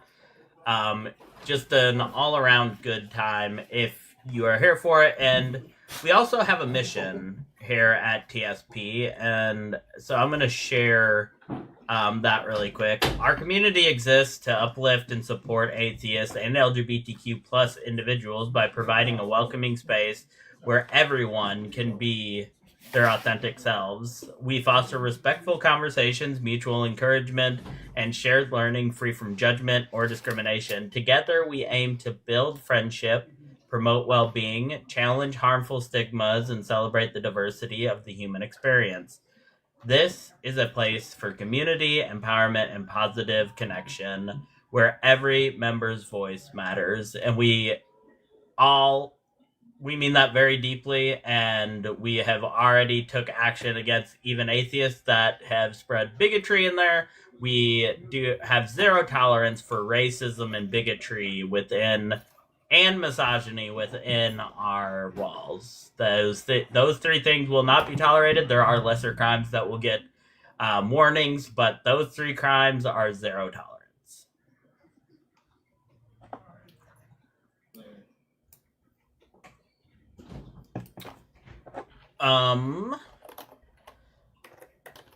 Let's see here. What's going on the YouTubes? Also, a reminder, we do have that PayPal up at the top over on the YouTube. If you have the finances to give, we have a mother in the community that has an autistic child that really can use some help getting a cubby bed for her daughter. And it's a very good cause, guys. It's very important for autistic kids to have these very specific things. So if you have the means to give, the PayPal's up there, or you can go to the link tree in my bios and you can give through Cash App or you can give through Cash App or Venmo as well. Any donation, big or small, is appreciated. This morning we were able to send out $500, and we are trying to get at least 300 more, guys. So far today, I think we've got 25, so we're at 275 is the goal from here on out. So if you can give, it is greatly appreciated, but I also know that some people times are tight, and there are also a lot of people in need that people are sharing with. So don't feel any shame if you can't. I understand that too.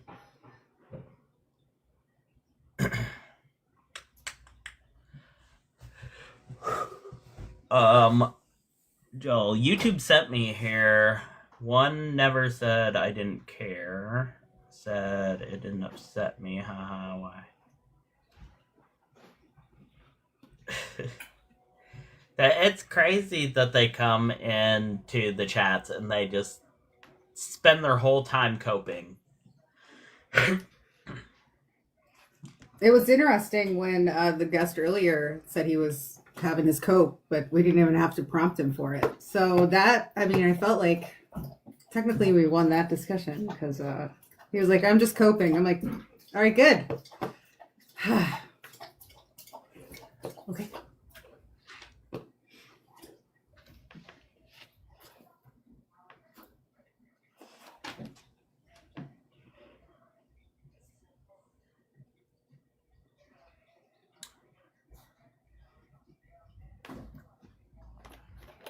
Joel Phoenix, you can come over to TikTok if you have a TikTok, and you can join the conversation and tell us all about your issues with this live. We are here for another 2 hours and 10 minutes. Plenty of time for you to make a TikTok even, and guest up. Come on over.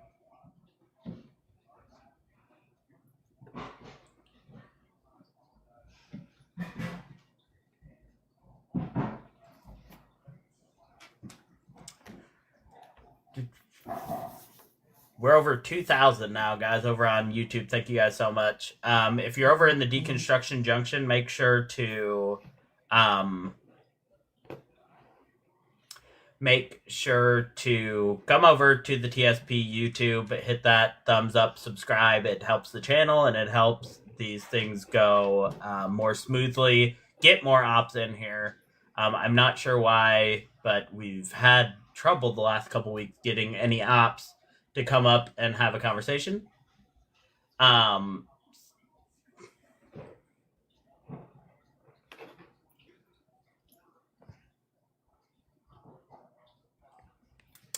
Okay. Spooky is volunteering to be a tribute. Did you see that? She'll be the op. She's like, I volunteer to be tribute. I like you, Spooky. You can't do that. Like, it's so hard to be me when you like someone. I don't know. Somebody made a video. I can't remember who it was. Somebody in the community made a video about Gunny in the wild.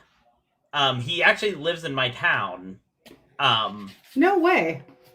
Yeah, he lives really close to me. I've actually talked to him a couple times at Walmart. Never got into one of his videos, but yeah, he's a sweet guy. He's not nice to MAGA, but he is a sweet guy.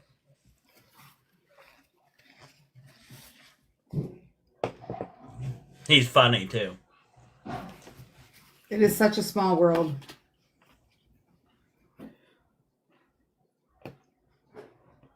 Hey, Reasonable, how are you?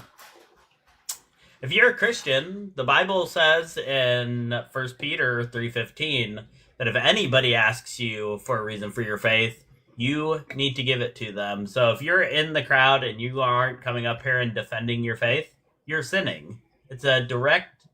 You are directly going against the commands in your book.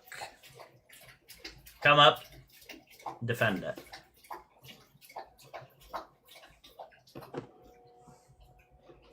Doggy's thirsty. Yeah, I need definitely need a different microphone. My other one doesn't pick up everything. I have 7 dogs, in case you guys didn't see that in my bio. So somebody's always thirsty. Exact opposite. If you're asked why you don't believe, you should give your reasoning for not believing. Oh, they would have to sit there a while. Can I see it? I'm a Christian. Funny dog, come up. If you're in the chat and you're a Christian, come up. Let's have a conversation. We aren't mean. We just want to have a conversation with you. Yeah. You want them out and close the door? Come on, bud. Out. He's not your fucking head. Why is pronouns polite?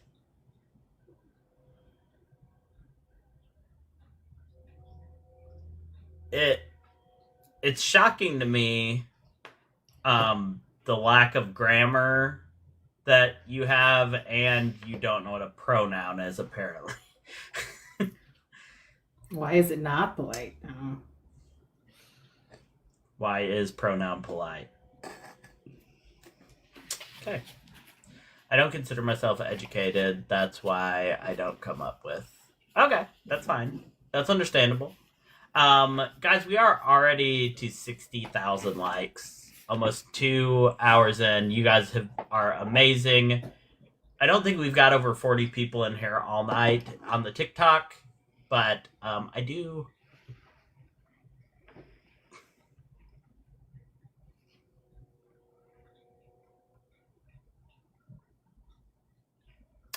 Spooky.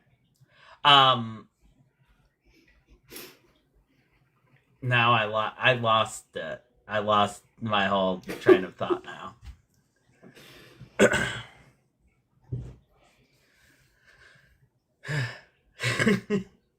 Oh, you are fine. Yeah, I don't know where Rasul is. He talked the big game. I was holding my breath that he would show up and prove to us, demonstrate for us that Jaron made critical errors in his book, and he could demonstrate them, was the claim. But there's still time. There's still time. It's early. Yep, nobody in the guest box. I haven't even seen him come through, which is weird. He normally comes through quite a few times during my lives. But it is an odd night. This is our first. This is our first Tuesday here at TSP, so yeah. And we are live every Thursday, or Monday, Tuesday, Thursday now, 5 p.m. Central Time. So if you are a Christian and you don't have time to talk tonight, but you are here listening, we are live them other nights. Come back and we would like to talk. It might not be me, it might not be Amelia, because we have 8 different hosts, and it's always a pair of 2, and sometimes there's even a guest host. So as a matter of fact, this is my first time since starting this not being on a stream for an extended period of time. Let me look. Let me look at the schedule here. Yeah, I'm not back on after tonight for 5 episodes. So that's the longest stint I've spent off. I will, however, on the 14th be on the Deconstruction Zone. We are going to be set up dual screen and doing some cooking over there.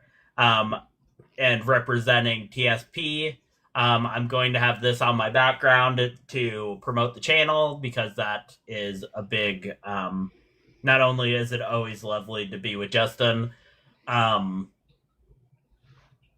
it's a great opportunity for our channel. And then the very next week, he will be on our channel, and he will. We won't only be YouTubing it on our channel, he will be YouTubing it on his and sending people over to follow our channel. So that will be a big win for us, getting that kind of exposure.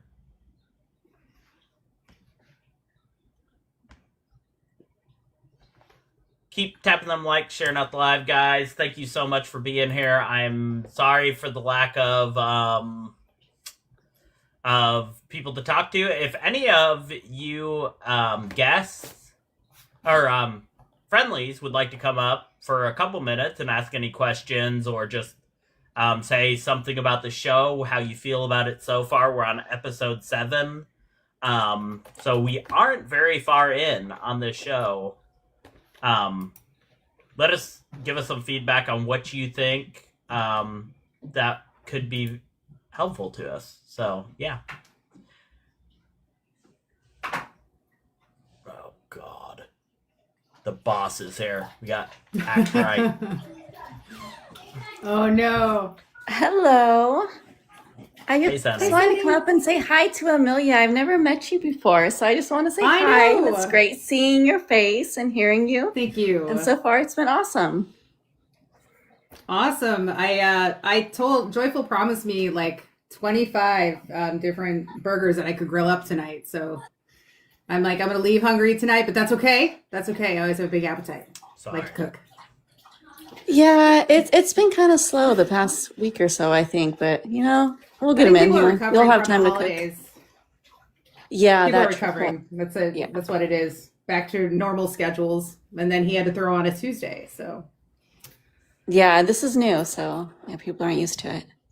And I don't thank know you for who all your we can- help. Does Yeah, no everybody problem. know Sunny is like the head admin in charge and is amazing? If you I'm didn't know really that, not. please give her Joyful all of keeps the saying that. applesauce and applause.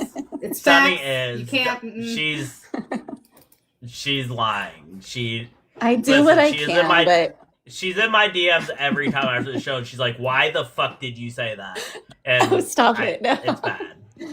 It's No, bad, guys. absolutely not. Life Joyful goals, is Sunny. amazing. I have life goals. I have life goals now. I want Sunny to be messaging me like, "What the hell?" What was that? That's right. No, Sunny, and Lobes are the founders and the people that are in charge of this. So if you guys have any suggestions and things, make sure to get with Sunny, myself, or Lobes and let us know, and we can discuss it amongst ourselves to figure out if it's a direction we'd like to go. Or if you just have like a request for like somebody you'd like to see host with us, get with one of us, like things like that. We are more than willing to hear you guys' opinions. Yeah, so make sure to join the Discord. And I'm going to post it again in the chat because I don't know if the link ever got fixed. Everyone always has issues with the link. But I'll post it again a few times through the night in the chat because that's always easy to just copy and paste. Yeah. And then Well, make sure you join a paid subscription either on TikTok or YouTube to get the members only chat. And we got a special spicy chat over there going on. So if you guys want to join us in there, you got to pay for it. all right, so that is a good question. Come into the Deconstruction, come into our Discord afterwards, and we can discuss that. I don't really know that I want to discuss that on TikTok Live, Farah, but that is something we can discuss afterwards inside the Discord. Oh, God. What are you doing, Spooky? What you got to tell me? Hi. I actually just wanted to come up and lay out this argument with this dingbat in the chat. So Matthew 19:13 speaks about eunuchs, and how whether they are born that way, they did it by their own hand, or did it by the hand of a godly or holy person in the name of their God, they would all be welcomed into the glory of heaven. And as we know, in biblical days, they did not have such a vocabulary as we do now. The words were very limited and very few, obviously. So eunuch could very well be an umbrella term or a bridge term for what we consider now as transsexuality. So, by definition, a eunuch is not a monk or a nun. That is absolutely ridiculous. It's literally a person that was born without or surgically removed or mutilated their genitals to make them. I see you're not familiar with the world of academia. Sorry about the background noise. So, and also I want to point out that a word's definition does not change based on your worldview, quote unquote, or your opinion of that word. True.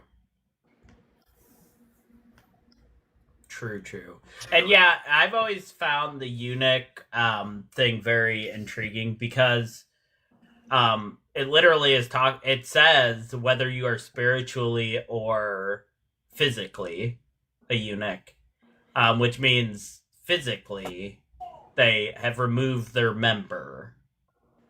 Yes. And then they're like, oh, trans people are self-mutilating. Well, Jesus advocated self-mutilation in your genitals. Yes, and through circumcision and being a eunuch itself. Genital mutilation is very popular in theistic religions. And funny dog, no, I do not care how many times you say it out loud. Your opinion and your feelings do not change the definition of a word. I don't actually give one flying shit if you think so or not. Where did Amelia go? I don't know.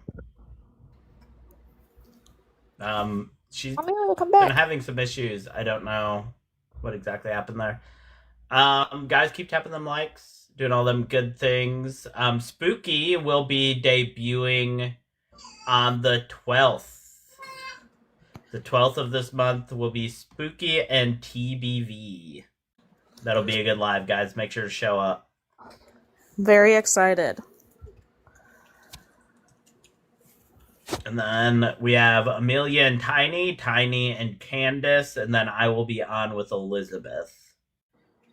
So we have a pretty good schedule coming up, so make sure to join in with us on Mondays, Tuesdays, and Thursdays.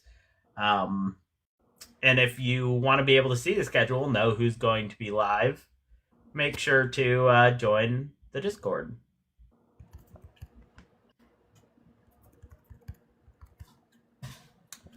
Let's see here.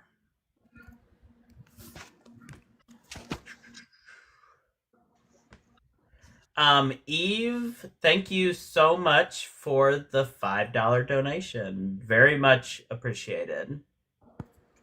Very, very much appreciated.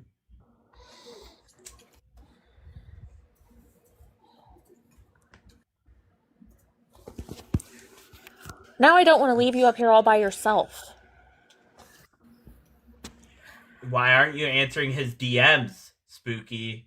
Okay, listen. I called this man a cuck in another live because he just wanted to scream and yell and get his feelings hurt, and then he PMs me and says, hey, baby, I'm not talking to you. I am not attracted to you. Go on somewhere and go yell at someone else.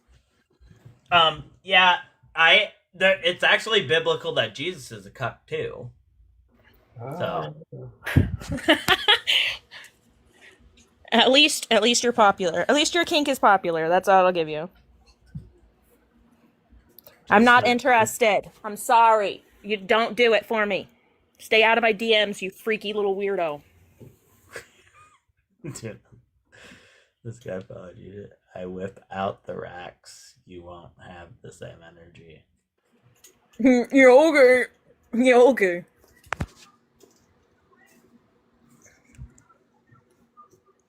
I've had this attitude and this energy my entire life, hon. I don't care. Whatever you washed anyway. And what? What the hell are you even saying, bro?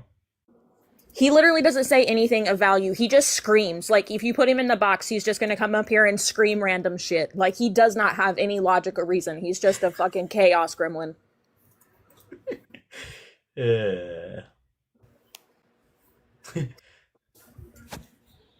Do you want to drop before I bring him up? Oh, yeah. I'm out of here. Alright. See ya. Yo, it's funny how the people with no jobs are trying to hate on me, though. That's the funny Are you part. over 8? Are you over I actually 18? am. I'm 23. Yeah. I'm Are not you in my Christian? 50s like both of yous. You know what I mean? Okay. Are you a Christian? I'm a Mormon, actually. Oh, okay. Do you... Anyway. What are your pronouns? Excuse me? What are your pronouns? I'm sorry, are you trolling? No, do you know what a pronoun is? Wait, is that You learned those in TOS? kindergarten. Is that TOS? Or no? What are your pronouns? Yeah. So I don't misgender that- you? Are you trying to be funny? Like, you know we were face to face. Like, I know jujitsu, right? Like, I don't think you know who you're talking Do you, to. Right what now. are my pronouns? He, him. No. They, them. What do you mean they, them? They, them. Who's they, Those are my them? pronouns. Who's the group? My pronouns. There is no group. Yeah, anyway, do you have a job? I want to get to the real shit. Yeah, I own a business with my brother and father. What kind of business do you own? A construction business. Okay. Okay, bro. And how much you make a year? I don't think I'm going to say that on a live. Okay. I'm assuming below 100, though. You know what I mean? You should step it up. What do you? What does this have to Arguing do with with? people. What does this have to do with God? Well, I'm not going to talk to you about spirituality because you're confused. You just told me you're they, them. Like, do I really have to Yeah. debate you? I already won. I'm pretty sure everybody watching this would agree. What do you mean? You're like 50 years Eh. old trying to have these TikTok I'm high not. school debates. I'm tired of this, bro. So I can prove your God wrong, and you're upset about that. Is that what you mean? I actually would love to hear it. Yeah. How's so my God Do you think wrong? Do you think Joseph Smith told the truth? Yes. I don't believe you. I think you're trolling.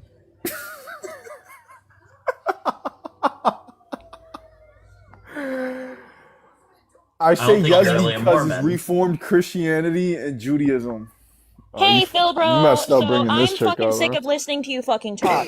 Yeah, okay, buddy. You should get a Yeah, job, okay, honey. buddy, shut your fucking mouth, you for should real. get a You job. have I'm nothing gonna of be value honest. to say. I am a medical professional. I work in the medical field. You are nothing but a small dick prick who Wait. gets on live and gets hard from arguing with What? people. What? 100%. Yo, Dude, don't what? start with me. Don't fucking start with me. Dude, you are a dumb Satanist. Are you fucking kidding me right now? And what do you have? You are a What do you have? confused occultist that can't even do. You don't even know what Satanism is. Oh, don't see. He Oh, does that. My bad. Yeah, you have. I'll go. Yep. You got like 7 warnings. You both got several warnings. So that was cool. Go spooky. We needed some of that in our life. I don't know what happened to Amelia. No, you're fine. That doesn't affect my life. It's fine. It was entertainment. Well, we didn't have anything going on. Yep, we loved it. Fat Jesus. Nice to see you in here, Fat Jesus. Fat chimpanzeesus. Alright.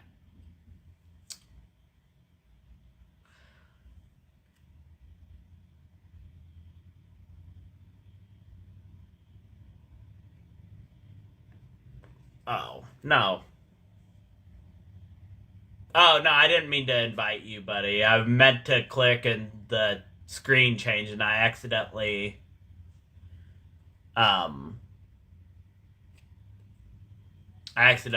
sent you an invite, buddy. I wouldn't. You already said you didn't want to come up, so I wouldn't push it.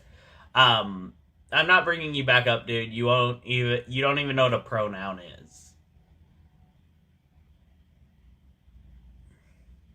No, you didn't get me in trouble. TikTok does not. They give you the warnings to drop them. The only way that I get in trouble is if I don't drop you when it tells me to. What? Let me see something.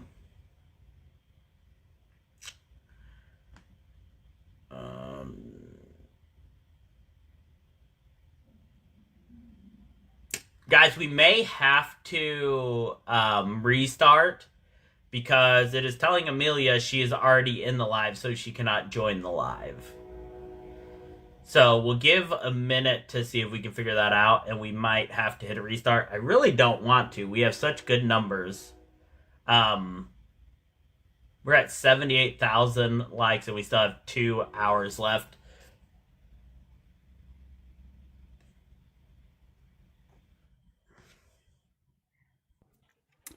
Has she tried restarting the device that is telling her she's still in the live?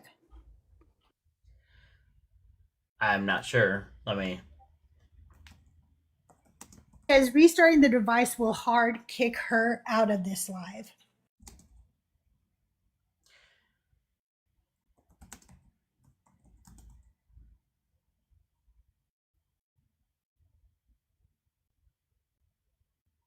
I texted. We'll see what she says. It's been all technical issues tonight. I don't know what's going on, but we are doing awesome on the YouTube, guys. We have over 2,300 views. Those are the most views we've ever had on this channel. Hey, YouTube, do me a favor. Go and follow I Am Crystal J. J-A-E, all one word. Because I am so close to 1,000 finally. I'm like 800 something. So yeah, you guys. Hey, Nick. What's up? So look at Spooky. How are you, Spooky? Yeah, so if you guys can follow me over on the YouTubes, I Am Crystal J, J-A-E, all one word. I'd really appreciate it. But yeah, make sure that she shuts down any device that had her logged into this. So if she did it from more than one device, there she is. Hey, look, it worked! Yay! All right, I'm back out of here again. Have a good night. Bye. See ya. Yeah, if you're on YouTube, make sure to follow all of our hosts. Check out, see if they have a YouTube. Follow them. If you guys are new into the live right now, we are taking donations for a cubby bed, which are very expensive for a woman in the community that has an autistic child that needs this kind of bed. And if you guys can donate, that will be greatly appreciated. We got the PayPal posted or pinned up there in the YouTube, and then we've got in my link tree, we have my Cash App and my Venmo. Everything that you send will be for the rest of this week to any of these things will go directly to her. We were able to send them $500 this morning, which is amazing, guys. Thank you so much for that. I know they appreciated it. I appreciated it because it's somebody that is one of my good friends. So yeah, if you can give to it, it means a lot to me. It means a lot to them, and very much appreciated.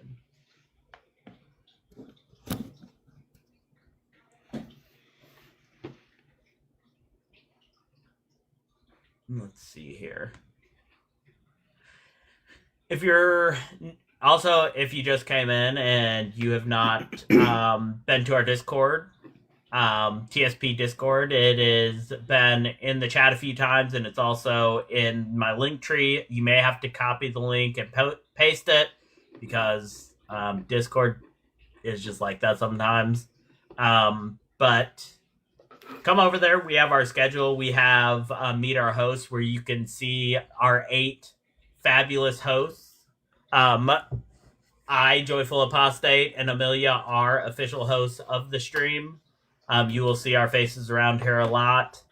And we have a little bio that you can read. And then we also have a bio for our admin, Sunny, who is not an official host because they do not always have the time to host, but they are doing work in the background. So you can get to know a little more about each of us. And there's an LGBTQ section for support, for venting, or just for chatting about whatever.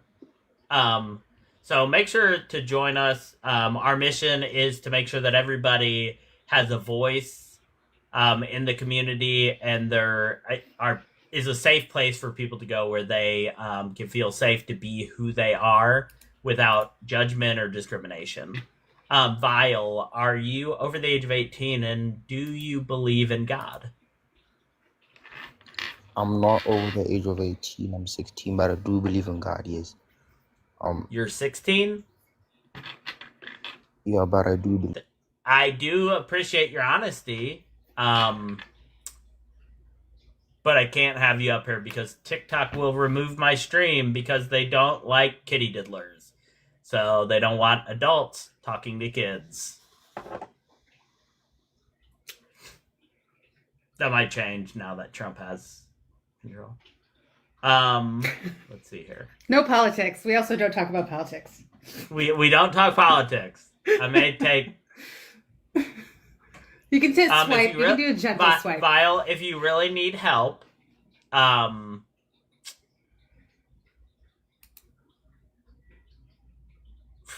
don't even know because I don't want a child DMing me. Yeah.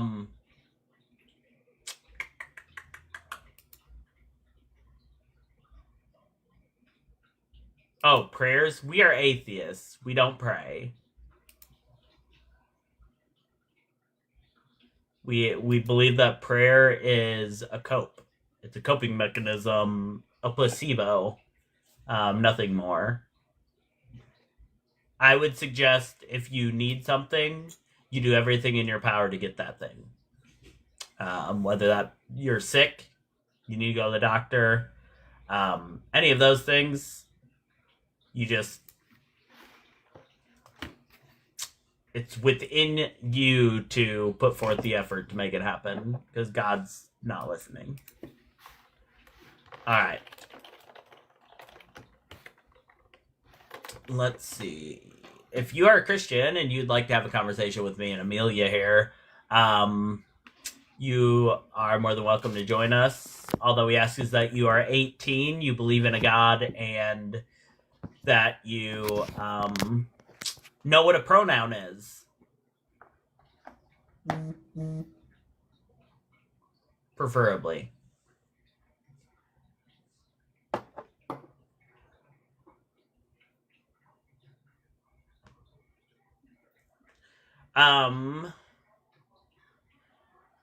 Amelia, were you on TikTok before you were part of the community, or were you kind of like brought right into the community when you started TikTok? I was on for a bit before, but I haven't done a ton of content creation in general. I didn't do a lot of content creation here then. When I joined TikTok, I was still a very, very involved person at the last church I was at. I was on the worship team. I did all of the live streaming. In fact, I was in the hospital a few times, like literally in a hospital bed doing the live stream because, who else would do it? And how would we reach all those people unless I was doing it from a hospital bed? So I was on for a long time. And then when I decided to not go back and finally, started Deconstruction in earnest, when I started like searching for things, like literally searching TikTok, I was astounded by how much was there, because it was pretty much, Christian talk up until that point, and, cute dog videos and whatnot. But that's where I found y'all, that's where I found Justin right after he had started. And had it have not been for the community, I really don't know where I'd be. I don't know. I don't know if I would be as put together as I am now. Definitely wouldn't be nearly as confident in my non-belief. I think I'm more confident in my non-belief than I ever was in my actual belief. And I think a lot of that's due to the deconstruction community and the education that I've gotten from it. I definitely can relate in some ways, because I wasn't like part of anything before leaving the faith. I was very not on social media. I don't know. I was a little different in my conduct. Like, when I say I'm Reformed Baptist, a lot of people assume they know a lot about me. I disagreed with a lot of Reformed Baptists. I believed in a poverty gospel. I believe that we should not have anything more than necessity. If anybody asked, I was Calvinist, but other than that, Reformed Baptist was not I.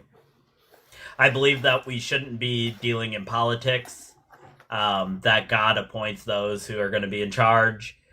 So we are kind of trying to usurp the authority of God by voting.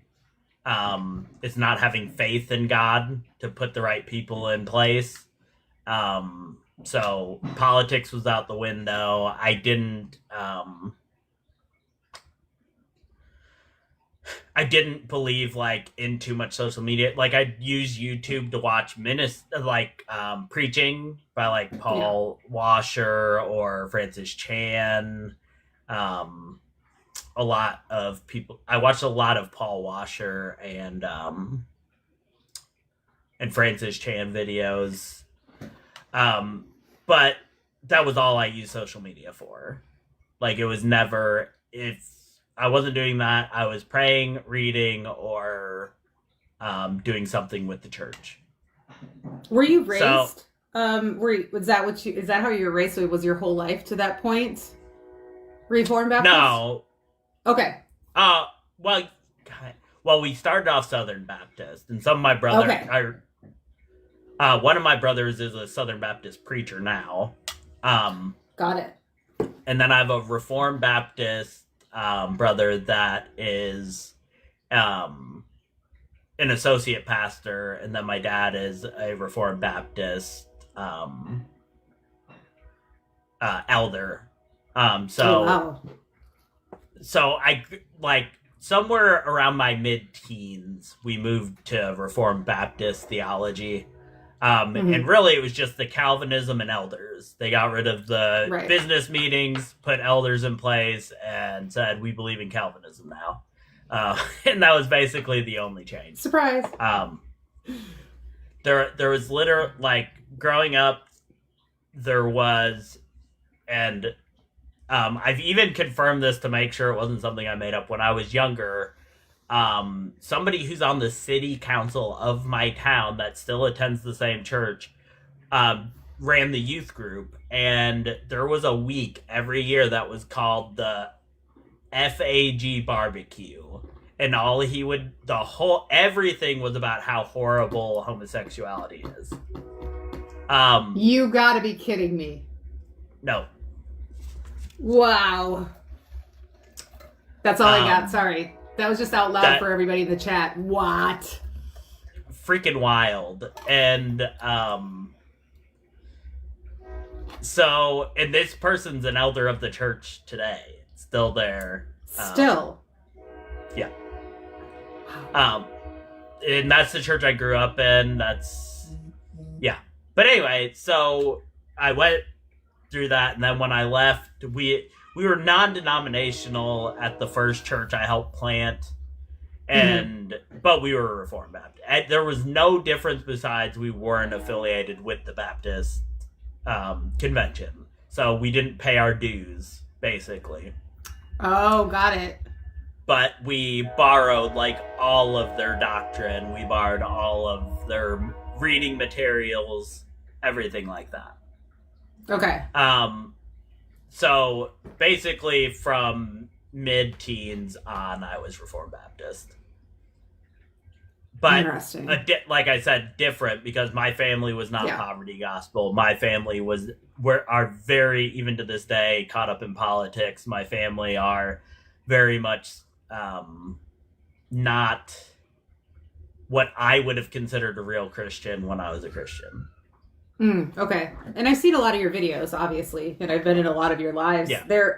Are you the only one of like your siblings that has left religion? Yep. I have 11 siblings, and every one of them I thought are that was right. evangelicals. Yep. That's insane. Wow. Like, I don't have contact really with any of them. I mean, there could be some sitting in this live watching, because I know they do that. Sure. But I don't really I don't have any reason to, especially with me accepting being non-binary. I just don't need that. Like, I found family and some people here on the internet that I would consider more family, and have treated me more like family than I was ever treated. So I am only sad for them, because you are so remarkable and you are so wonderful, and they are fucking missing out. Like, I hope people tell you that all the time. And I hope that they realize someday, like, what a great disservice they've done to themselves by not having you in their lives. But I'm proud of you for being who you are. Like, so proud of you. Well, I appreciate that. I'm not sure that I deserve all that, but I do appreciate that. Well, I think you do. So, I mean, I wouldn't say it if it weren't true. Then I just don't say anything if it's not true. So. But yeah, I mean, my kids are LGBTQ. Like, they aren't, like, there's no need to have them around that being ridiculed. There's, I mean, it doesn't make sense to really be part of that family. I play pool with my dad once every couple weeks. But we have a strict no religion, no politics talk. Right. And he is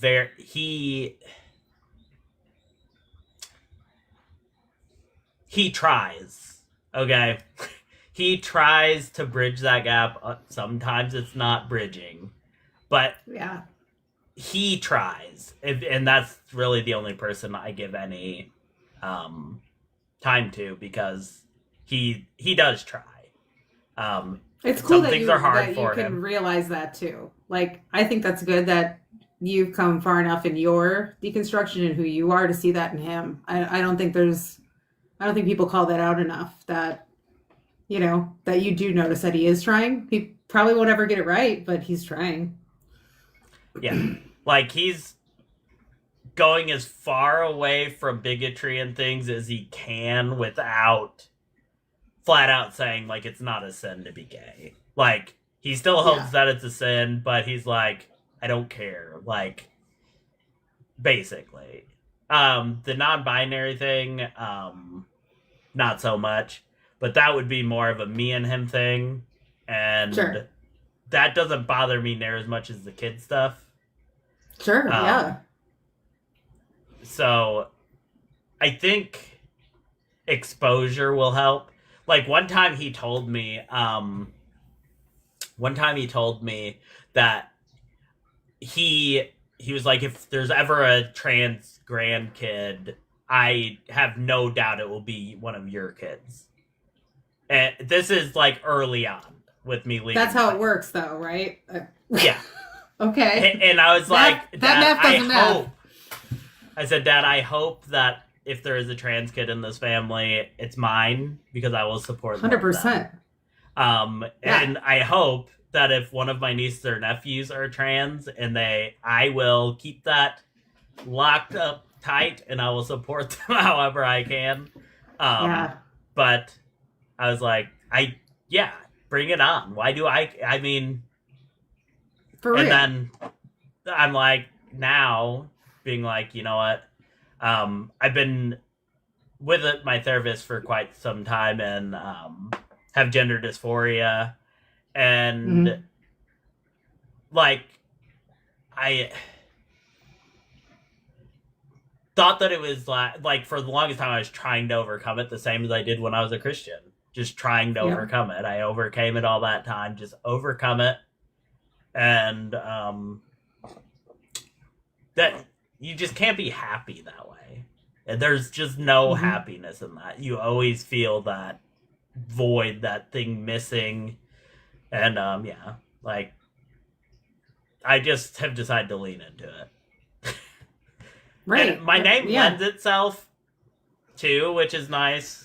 Tony is both a boy and girl's name, so there you it's go. not even like, because I know a lot of people that have went non-binary that have like a very feminine name or like Tom, and so like they have to like dead name that, and so that's one thing that worked in my favor. Yeah. And I get to see my therapist for the first time in a month tomorrow, and she's going to be very proud of me, and I'm looking forward to it. That's awesome. Because we've been working on I this mean, stuff for holidays are always rough. Holidays always, for me, I think the holidays are always the toughest too, even as somebody, you know, without any of those particular elements, you know, also just it being in the deconstruction community and all the significance that the holidays used to have. The holidays are just odd, you know? So that's also why I'm like, I'm exhausted. I'm exhausted the first couple weeks of January because of, you know, getting through the holidays. So I can only imagine when you have to add all the other stuff on top of that, you know. Well, we didn't I hope anything your therapist gives you a high five, by the way. If she doesn't, then give her one anyway. Bring him back. Oh, she definitely will. She's been pushing me towards, like, giving into some things, like going full they, them, not they, him, because that's what all my internet stuff has always been, they, him. And kind of solidifying that is my identity. And then also working toward, and the other thing I was supposed to be working towards is one thing we talked about, it's kind of dumb, but I always wanted earrings. Like, always. And my parents were like, no, you can't do that. So I got earrings last week, or 2 weeks ago. They look natural, by the way. It looks like you've always had them. Yeah, I love them. They make me feel good when I see them. Like, just really... And I think it's all due to the Discord, to be honest. The feeling of empowerment, having people that I trust. It started with a lot of it started with just my friendship with Sunny, and I felt comfortable doing things I felt judged with if she was around. So like I could say a little more, and she helped me feel safe until I got to know the other people. Until I got to know the other people and realized all of these people are wonderful people, and so yeah. I like how you slipped in a little plug for the Discord there, like it was a natural like join the Discord because you'll feel comfortable. I mean, it just was a natural. It is. It's a good spot. Nice, Fen. It's a good feeling to do something like that. Something that you always denied yourself for whatever reason. And you got to put pictures up if you haven't. I'll go look at your profile later. I want to see. Very excited. Besides the people already trying to get me to stretch them. Are you going to gauge? Or they're joking. No. Okay. All right. It's just people messing with me. I mean, well, you know, if you're going to start now. We're getting older. I'm joking. I'm totally kidding. No, I'm not. Like, I don't. I think this was... It's a commitment. It's a commitment. Like I was saying the other day, like I have to re-pierce my every single time I want to wear earrings in my second piercing, I have to re-pierce my ears like every time. So I don't wear a whole lot of jewelry to begin with. So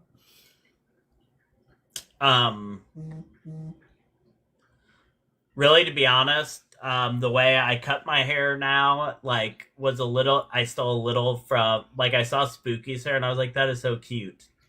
I want a short version of that. And so that's basically, I stole from Spooky. She's a good influence, mostly. Allegedly. Allegedly. No, she is. She's amazing. She's been amazing since day one when I met her. And she gave me a lot of insight into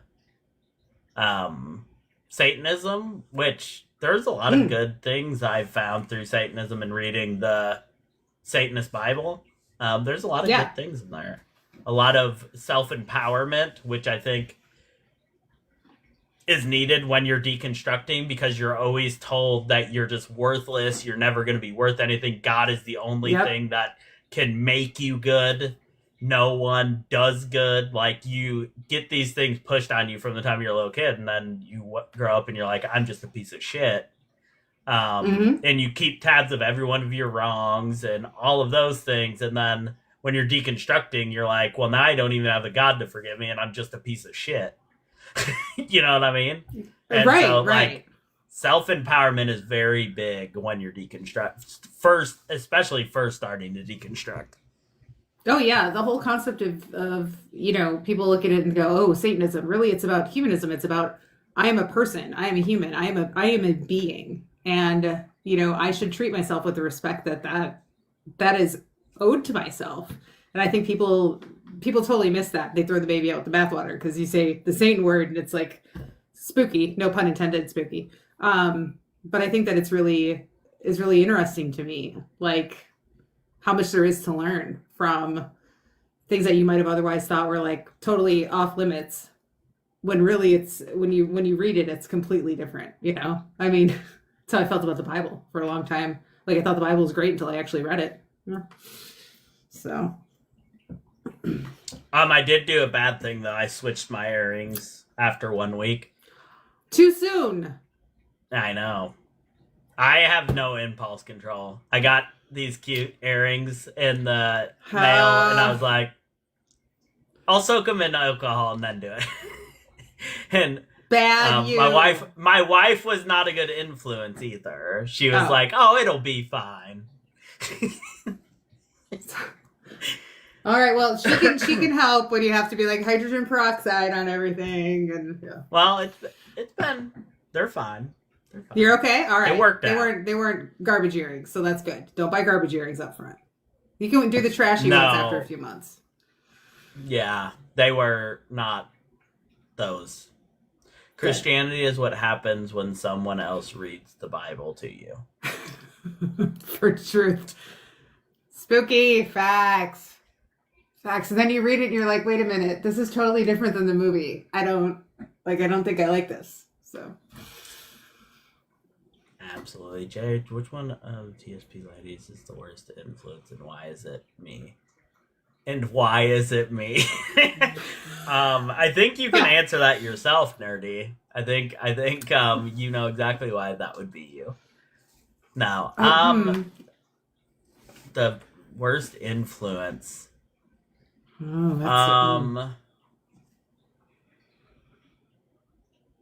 that's probably the one that I'm gonna meet up with, and they're gonna do a makeover for me. Spooky.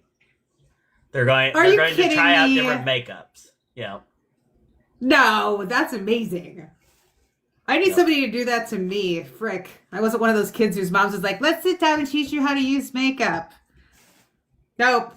Thank God. And that was back in the day, y'all, when there wasn't like filters on TikTok that could make you look like you were wearing makeup. Like, you actually had to learn how to put it on. No. If I can join you, Joyful, I will, because I need some tutorials and a makeover myself.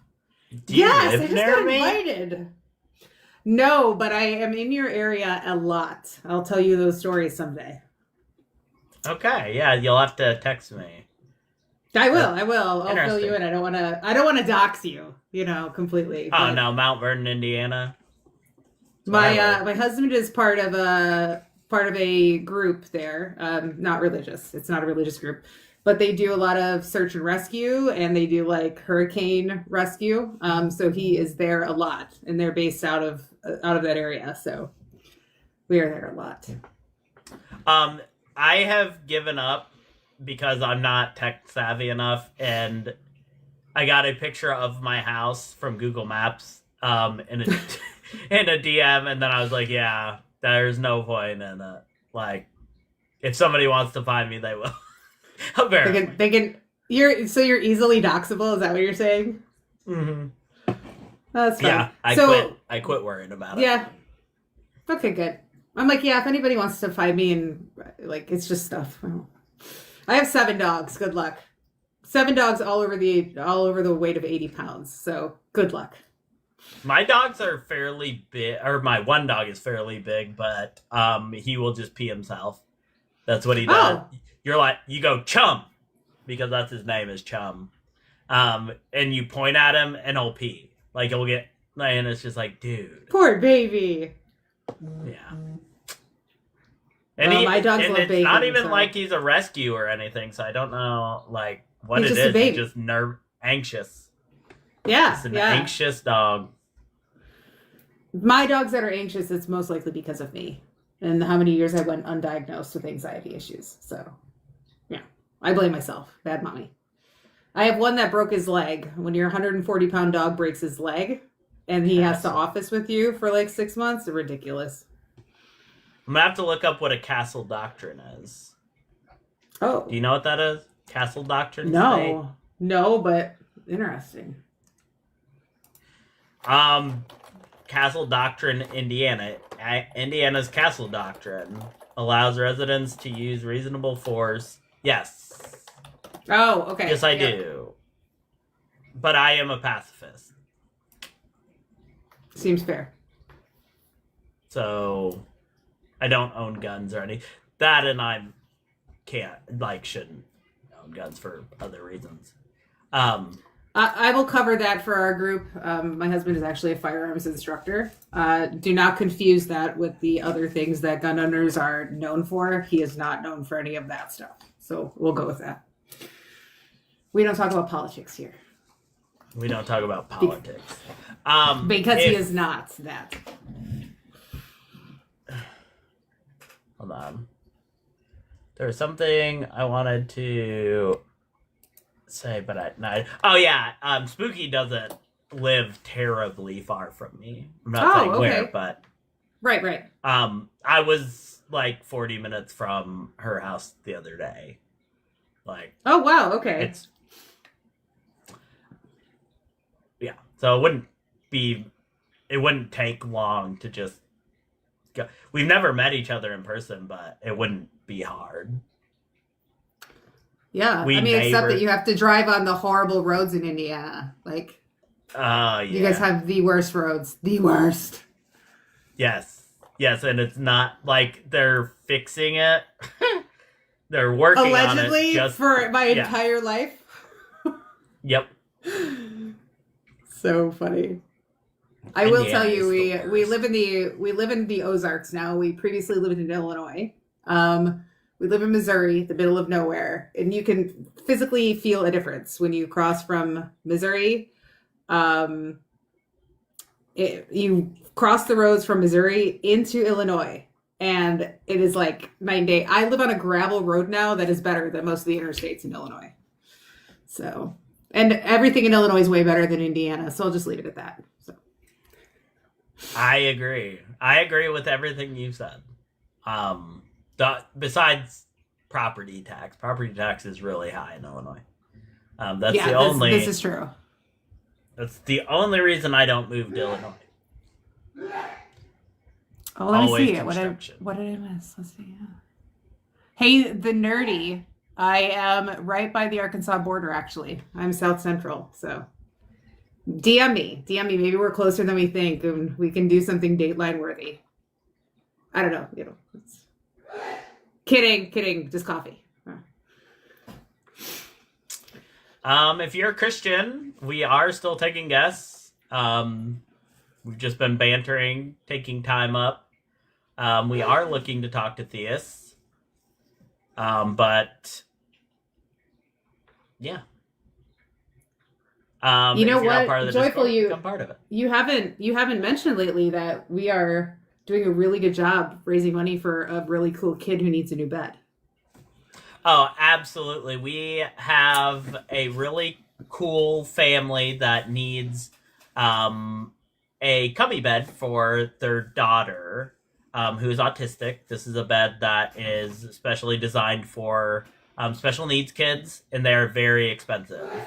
If you have any money you can donate to it, over in the YouTube, there's a PayPal up at the top that you can donate to, or you can go to the link in my bio to Venmo or Cash App and donate whatever you can there. Any amount that you can donate is much appreciated. This is a wonderful person, wonderful mother, and just she deserves help on this, and so does her baby. So if you have any money to give, that would be greatly appreciated. And so this morning after our live last night, first thing this morning, I shipped all the money we got out to her. We got $500 to send to her, which is absolutely amazing, and I want to thank everybody that contributed to that. So if you can contribute, we're looking for $270 more at least. If you could contribute to that tonight, it would be greatly appreciated. We will still be taking contributions on Thursday night when Lobes and Elizabeth are live. If we can even get more than that, that would be great, because a lot of money goes into raising special needs children. And so every penny will help this family out. And like I said, wonderful, wonderful woman, wonderful family, and they deserve it.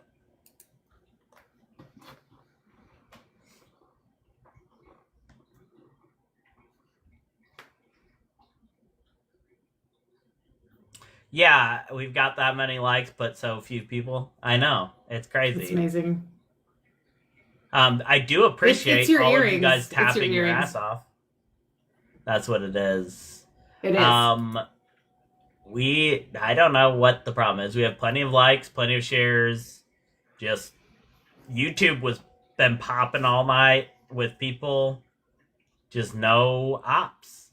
That's what happens when there's no ops, because people just aren't staying, their minds aren't staying captivated. She's got. I've always two personally, phones. I've personally, well, I'm diabetic, so I'm a type 1 diabetic. This is actually my insulin pump. So I was checking my blood sugar and giving myself some insulin. But I actually do have 2 phones, because I learned long ago that I can't have a work phone and a home phone and not work all the time. So, but this I'm not cheating. This is just the insulin. This keeps me alive. Keeps me from being too sweet, as my husband says. Fair. Yeah. FLDS. That's a good one. Thanks, Spooky. Bring it in. Bring it on. I'm learning so much tonight. I don't know if I said it earlier, but so it wasn't millions of dollars, but it was the equivalent of almost $100,000 in 1830 when they bought the papyrus. The Mormon Church bought the papyrus. It was today's equivalent of about $80,000. So why? Because Amelia needs to know all the facts and details. So I go way down the road. Sorry, I did not mean to do that. I was trying to reply to you. If you want to come up, you can. Yeah. But you're friendly. I have to agree, Spooky. You'd spend the church's money on that.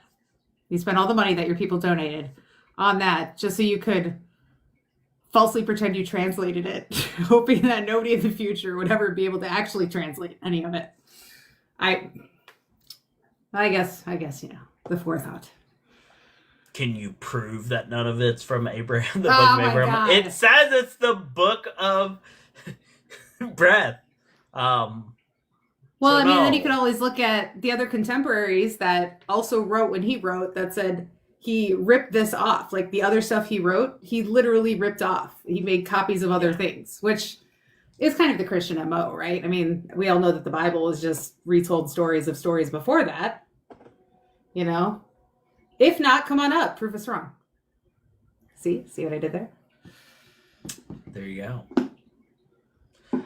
If you're over on the YouTube and you are a Christian, come on over to TikTok. We are guestless. We have had one guest all night that was a Christian. Well, no, I guess the one that Spooky was talking to. But I'm not even convinced that they were a Christian. I think that they may have just been some dipshit that needed attention. But yeah, I'm if you're a so Christian, sad I come missed up. it, Spooky. Sorry, Spooky, I missed your crash out, and I will never I will never forgive myself. So God will You'll never see it forgive when me, she's up there and, with you know, TBV. And I'm so excited. TBV will get people in here too, because everybody wants to argue with TBV. So I just like to watch people argue with TBV. Like personally, I sit behind my desk and I do the whole thing, you know, like the meme that goes with that. That's me the whole time. nice.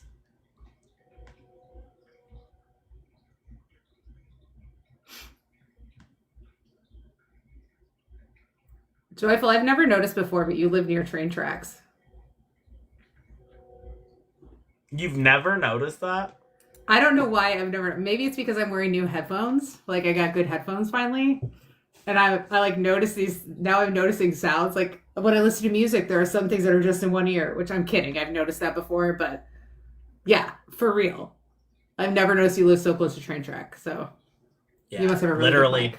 two houses away, and they're worse in the morning. They're way worse in the morning.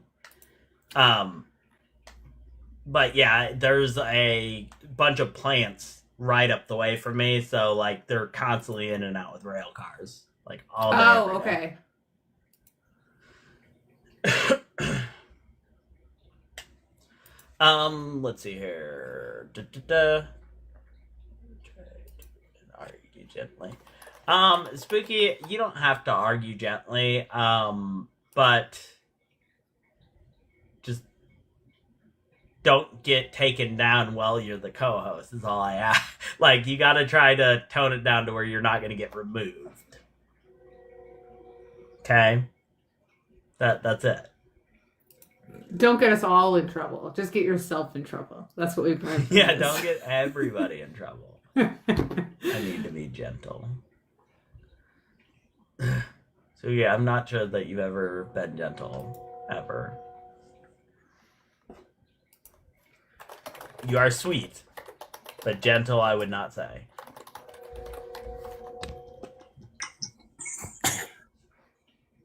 Hello, good morning, guys. Hello, are you over the age of 18 and do you believe in God? Yes, I'm Christian. Okay, what are your pronouns?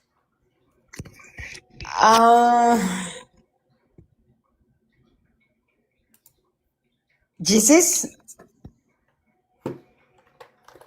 Do you know what a pronoun is? I'm female. Okay, that's closer. So you're a she, her, or She. they, them? She, her. Okay. She. Okay. So what do you want to talk about today? Actually, starting to wonder about what's going on in this world. Because lately, well, I'm originally from Indonesia and I live in Indonesia. And lately, in my own country, there is bunch of people who just starting debate about any other religion, and all of them is just trying to pull all the blasphemy or they even says, no, your religion is wrong. My religion is the right one. So how do you think, or which one do you think is the best to do debate? Because I'm not sure if some people Well, know exactly how to do debate between each other. well, I would say that your religion is falsified just within the book itself. The Bible's contradictions of that when it comes to Jesus is really problematic with Christianity being the one true religion. That's right. Because we have too many demonization, right? Well, I mean that's some of it. Yes. So many differences between this Christian to another Christian. So, have you heard about oneness or anything like that? I heard about what? Oneness? Oneness? Yeah, I know what oneness is. It's heretical. Do you really think they believe in Jesus? People that believe in oneness, no, they don't really believe in Jesus because they believe that God just puts himself in different forms. So Jesus really would just be something he called himself when in a human form. Okay, right. Okay, so I got it. And how about have you?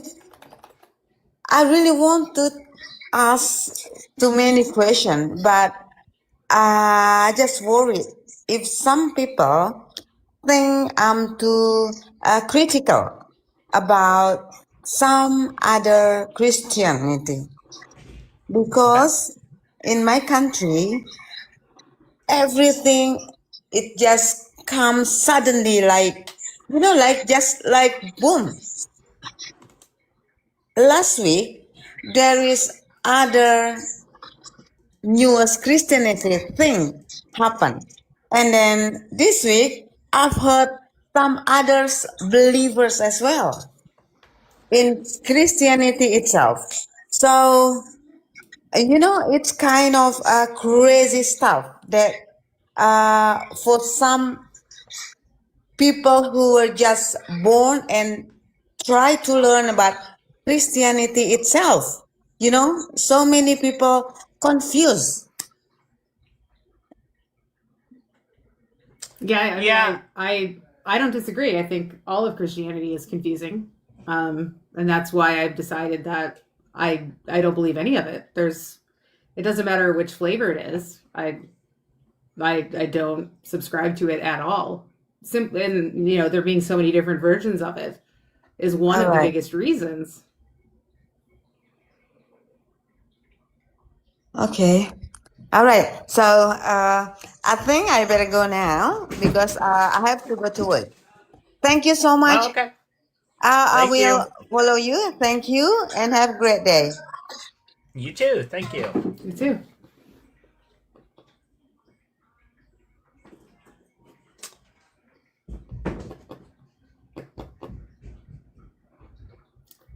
Tuesdays are weird days, Joyful. Tuesdays are weird days. Tuesdays are weird days. I'm not sure that I followed.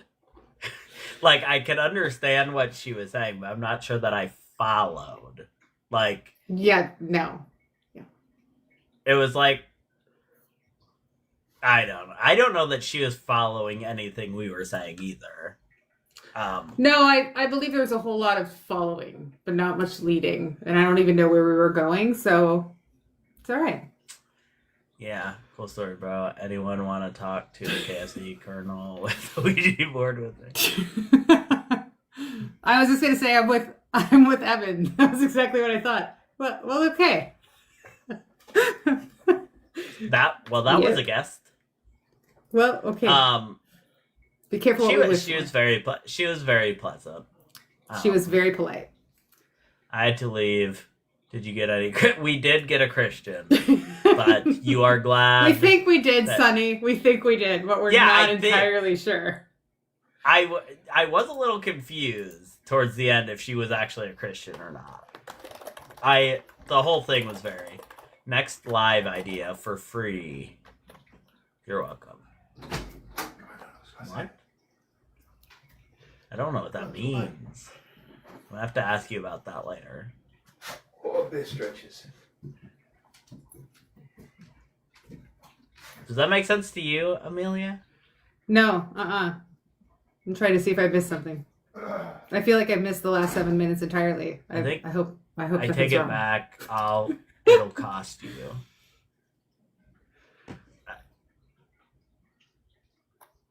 Okay. I think my wife fell in the other room. Hit her head. I don't. So something. Why is does not tonight feel working. like an episode? Something tonight feels like an episode of Dateline. Joyful. I don't understand.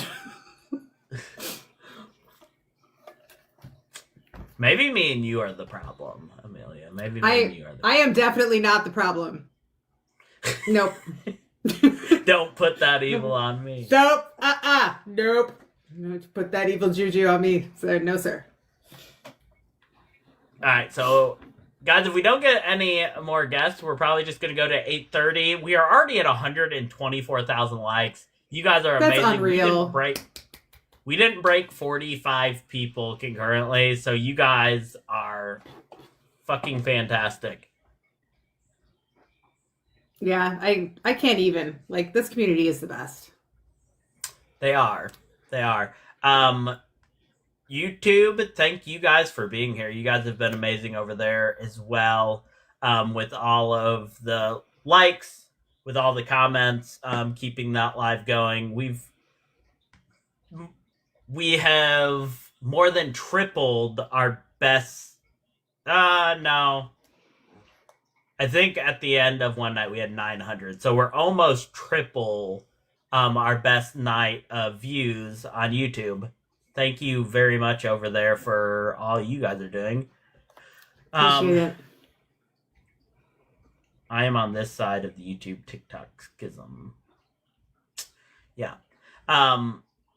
Specifically, the guy was reminding Rimbles he owned lots of guns. It was clear direct threat of violence. Oh.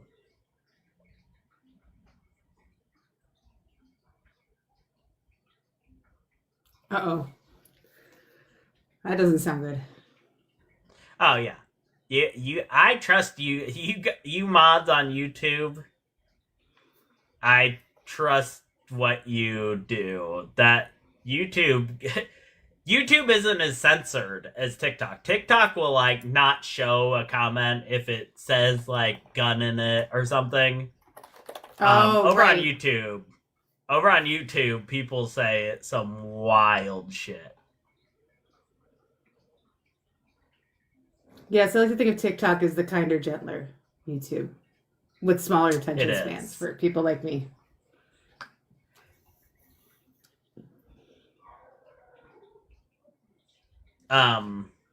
Let's see here. Thank you guys so much for being here. You guys have all been amazing. We are still, if there's anybody new in here, and you're not part of the TSP Discord, the Secular Perspective, it's a good time over there. We have a lot of different types of chats. You can get to meet your hosts. If you are a member, there are some member chats over there, and you can also see the schedule. You can see who's upcoming on the list of hosts. We have 8 official hosts, and then we have a few guest hosts coming up. We've got Christ Before Jesus, Justin the Deconstruction Zone, and Godless Engineer all coming to us at the end of the month. Pretty much, 3 in a row. We have Justin, That's awesome. then Christ Before Jesus, then Godless Engineer. And then going into February, we've got the Bible Guy, Dalton, coming on. We have Crystal should be scheduling with Born Again Atheist. And then we are scheduling, hopefully, with Thinker as well for February. So we have a lot of wonderful people lined up. And the hope is to kind of keep some of these special guests in some sort of a loop. I think Godless Engineer was saying that he would be able to help out a lot more than just like once every few months, but I know Justin's really busy. He's once every few months. Thinker, Christ Before Jesus was offered an official role. He wanted to, but he couldn't commit to once a month. So he's going to do it as often as he possibly can. So he was thinking at least once every couple months. So we have a lot of good special guests that are kind of in the lineup. So stay tuned for that.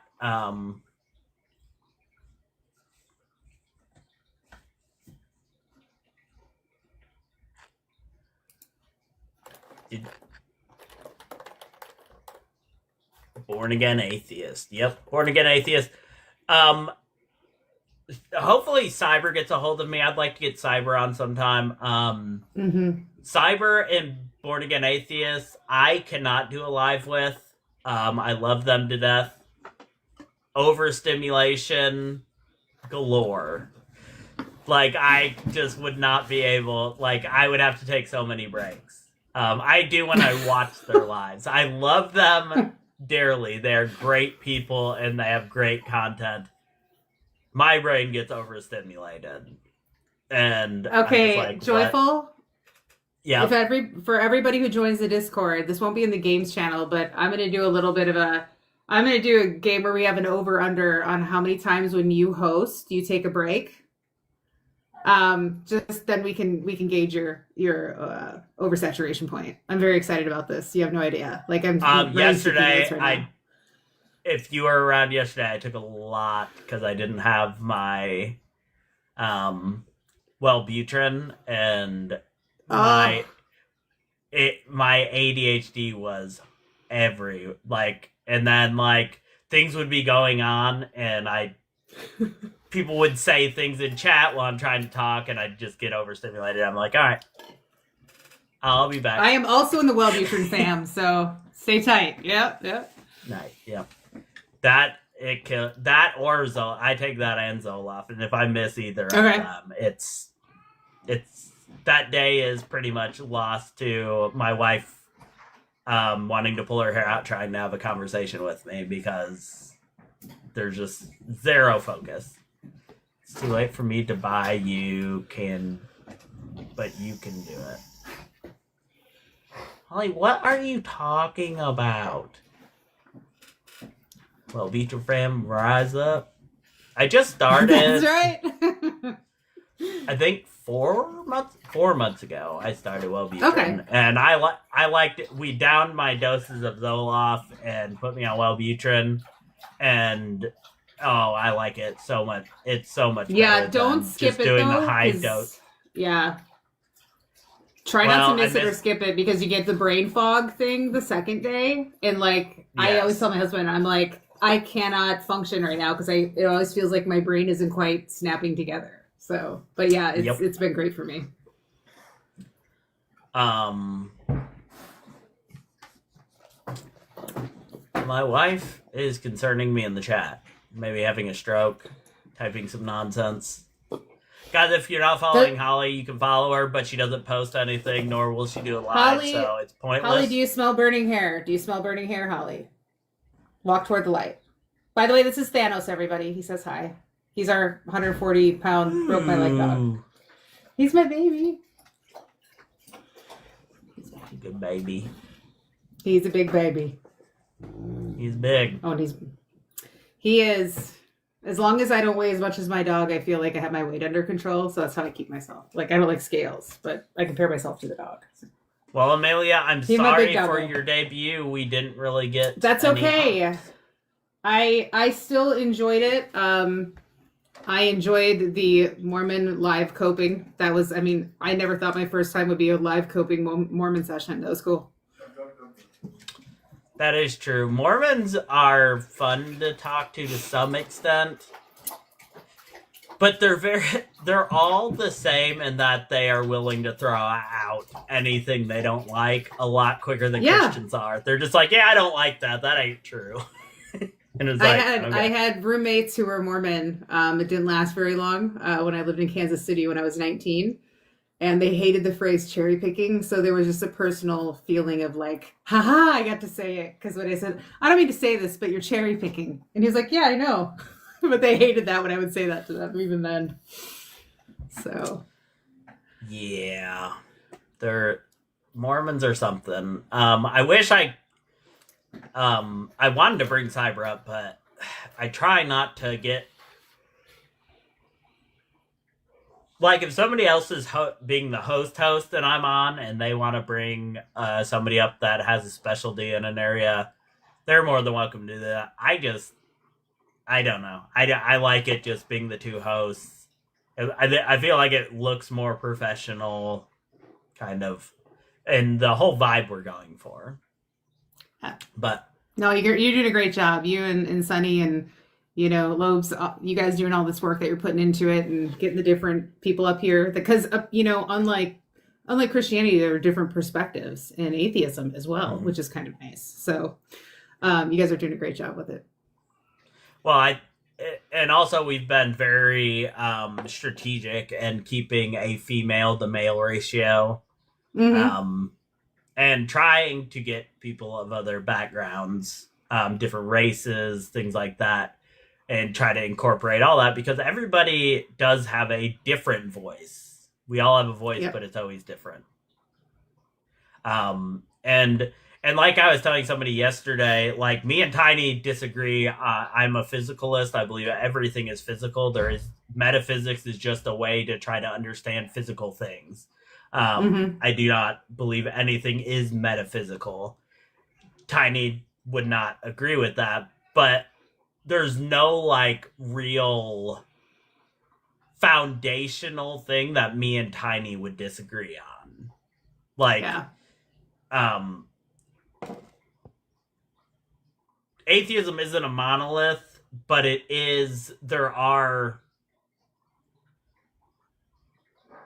you surround yourself with atheists that are more like-minded. I know atheists that are transphobes.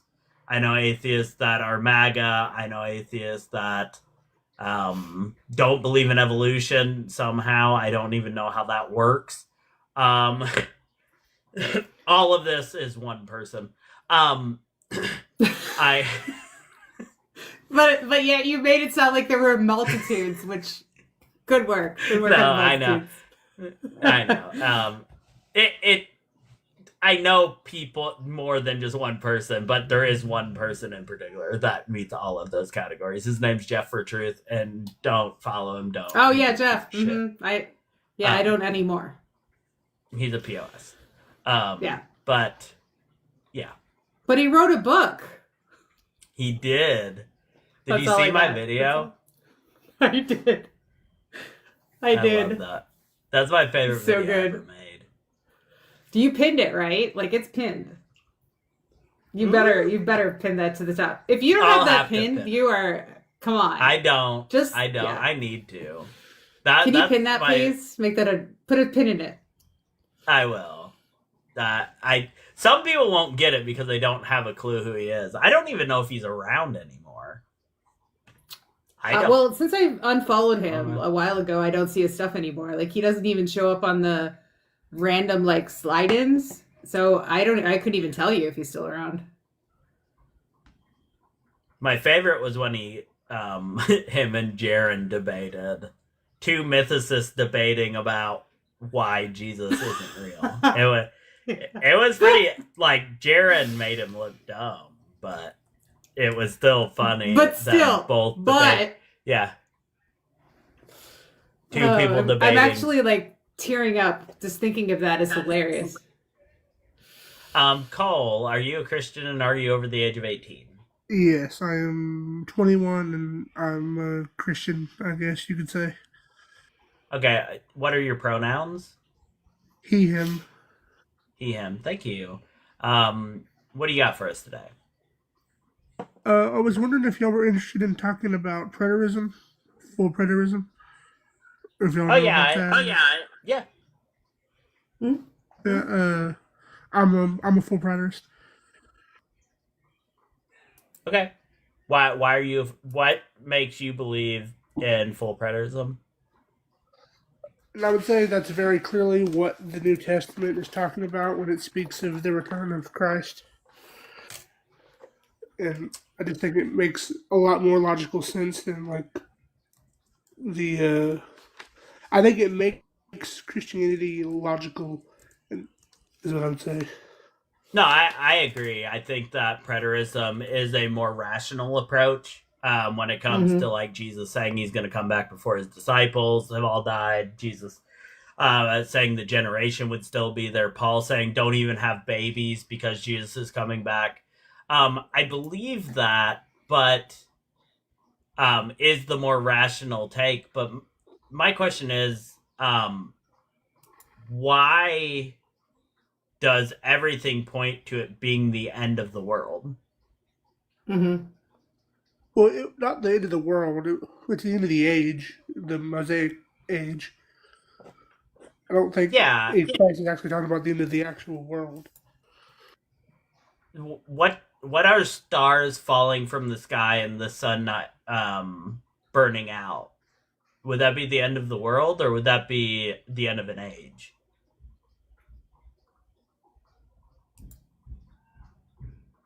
Oh, so Jesus didn't mean all the words he said. He just said things that weren't true.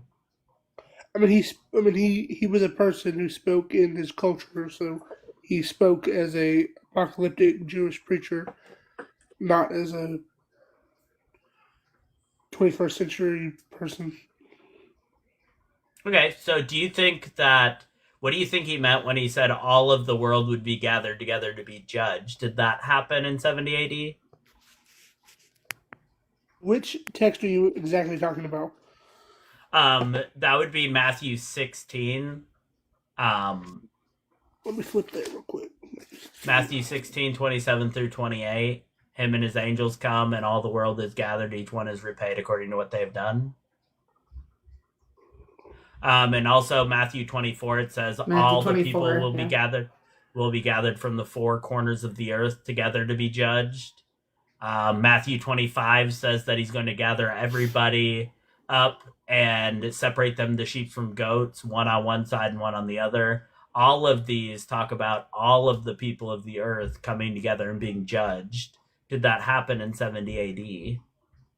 Well, first and foremost, there's any time it mentions world, we can't. It's not talking about the whole world ever, so we can't take that. We're talking about like the known world, like the Roman Empire. It's we can never take that to mean like because they didn't even know the whole. They didn't know Australia and America existed. Jesus didn't? No. Oh, so you don't believe that Jesus is God? I think Christ is divine. I do think he was mostly human when he was on Earth, though. Okay. Oh, so you think like he was more empowered by God than being God? Well, like I mean, I would still say that the God that exists became incarnate in him, but I do think he was also a man mostly. I mean, I do think he was. I think he was divine, but not. I don't think he knew. He wasn't omniscient on Earth. Okay. So you think that everybody within the known world was brought together and judged? I mean, like he. It even says in the New Testament that he didn't come for anybody else but for the lost sheep of Israel. So I mean, he's talking about Israel, and yes, I do think Israel was judged. Those who No, it didn't follow says his command to flee were judged. okay. So you think like the apostles were judged when they were murdered? Well, no, I think they fled when the army surrounded the city. Where does it say that?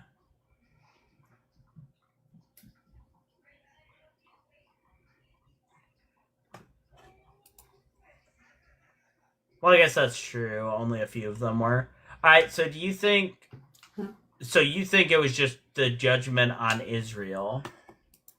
Real quick, I don't know, Luke 11. Let me find it real quick.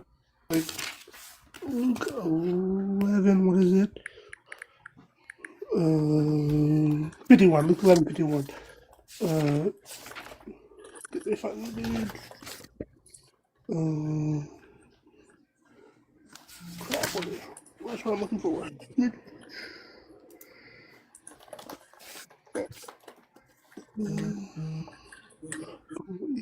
Christ says, from the blood of Abel to Zechariah, who perished between the altar and the temple, yes, I say to you, shall be required of this generation. But I think it.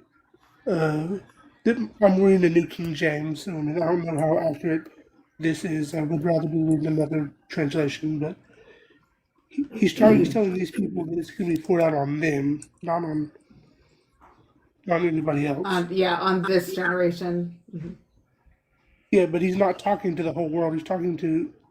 He's in Jerusalem right now talking to those people. Did God so love the world that he gave his only son, or just Israel? Yes, that's the things you like. Did God so love the world, or did he just love Israel when it says world there? Well, that word "world" would mean, like I said, the known world at that time. It wouldn't mean. All right, so Jesus only died for the known world of that time. Yes, Jesus didn't die for you and me. That is wild. Most preterists would not hold to that. Yeah, I'm an interesting breed. Yeah. Yeah, I mean, so Christ died for those under the old covenant because they were under the covenant. Are you saved? No, I don't need to be saved. I'm not under the old covenant. So are all of us? Yes, all of us? I'm a universalist. Oh, you're a universalist. Okay. Okay. That makes sense. Okay. Well, yeah, I mean, I think you'd have a hard time backing that up with all of Scripture, but, I mean, that's fine. I would be interested on what scripture you'd be talking about if you want to talk about it. If you don't, that's fine. Yeah, because Paul says that so when the Gentiles were engrafted, okay, the Gentiles did not take part in what happened in 70 AD. All of the Gentiles did not.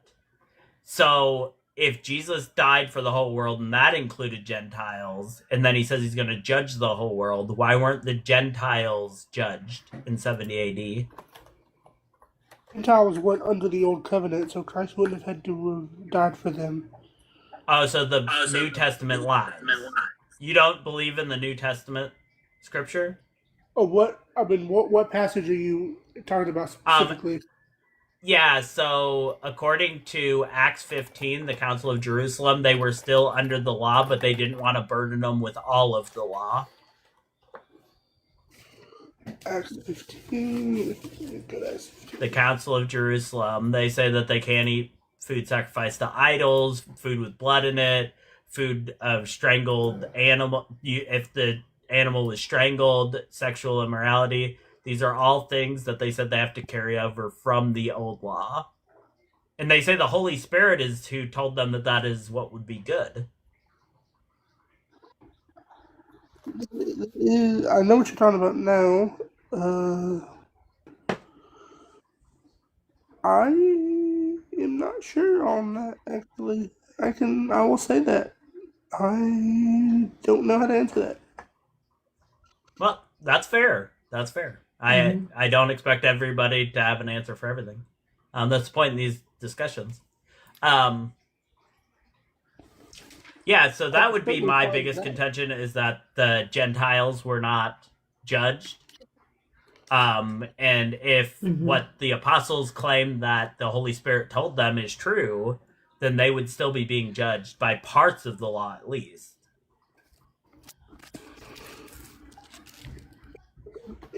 It doesn't mention them being brought into, like, to where they are in the old covenant. It's just, but plus, well, okay, I do have an answer. I'm sorry, 70 AD hadn't happened yet. So yeah, 70 AD was the judgment, though. All of the Gentiles weren't part of what happened in 70 AD. All of the Gentiles that they went and preached to. Yeah, but so why weren't those Gentiles judged in 70 AD like Israel was? Well, one, I would say that was in Jerusalem. I mean, if they would have fled, any Gentiles would have fled. I mean, I don't know. Is there any Gentiles besides Roman, like the Roman army that was unalived in Jerusalem? Not that I know of, but you have the problem of the Church of Corinth, the Church of Ephesus, the Church of Thessalonica, the Colossian Church. I mean, it goes on, and these people were not judged in 70 AD. So if God so loved the world, and that is also given out to the known world, which would be the Gentiles, according to Paul, and they are judged by parts of the New Testament, or part of the law, then you have a problem that those churches weren't judged in 70 AD. Yeah, but and they would have been in Christ. That would have been the other thing. They were believers, so they would have been in Christ, so they wouldn't have been under any judgment. All of the Gentiles in those towns were Christian that were preached to? But if you weren't a believer in Christ, then you... the Council of Jerusalem is talking about believers, not about non-believing Gentiles. I understand that, but why would Gentiles need to believe if they weren't being judged by the law? Why would they go out and preach to the Gentiles forgiveness of sins through Jesus' blood if they weren't going to be judged by the law? Well, they weren't being... they weren't teaching the Gentiles that they were forgiven. Yes, they were.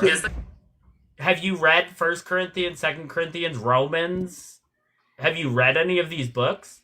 That's literally what Paul tells them, that they are sinners. They have all sinned and fallen short of the glory of God, that they are going to go to hell if they don't receive Christ's atonement. This is all over Paul's writings. Yeah, but first go to hell. Hell isn't even a biblical concept, but he's talking about if you don't believe Christ, you 70 AD, if you don't believe what he told, which was that, hey, get out of there when you see the army surrounding the city. Nope, he was preaching to Gentiles in Gentile nations, nothing to do with Jerusalem. Why was he preaching to Gentiles in Gentile nations that they needed this forgiveness if they weren't going to be judged anyway?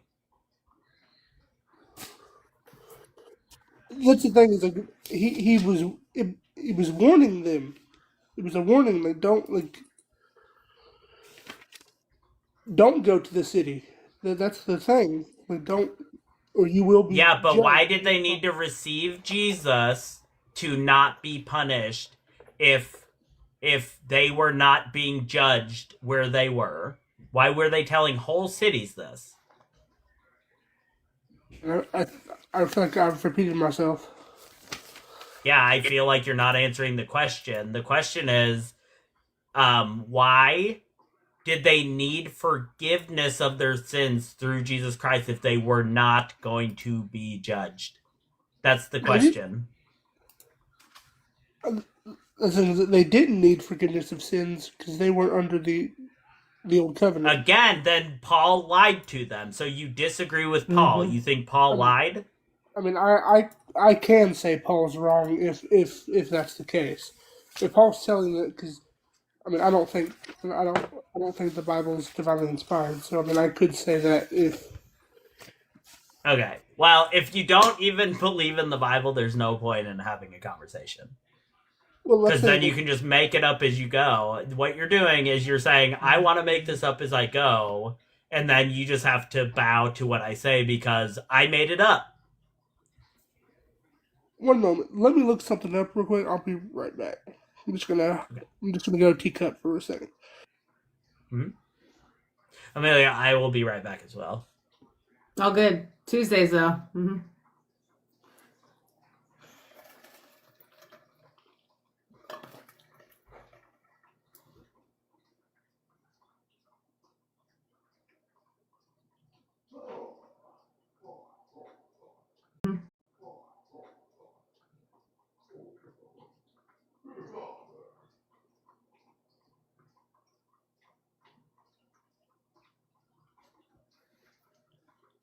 And then there was one.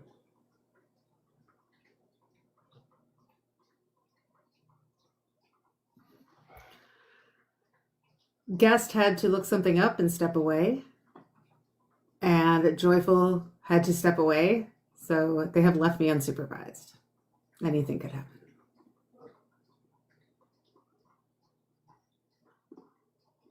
Thank you guys for the likes and the shares. Tons of likes tonight. We don't deserve all this likes, but we'll take them. We'll take them.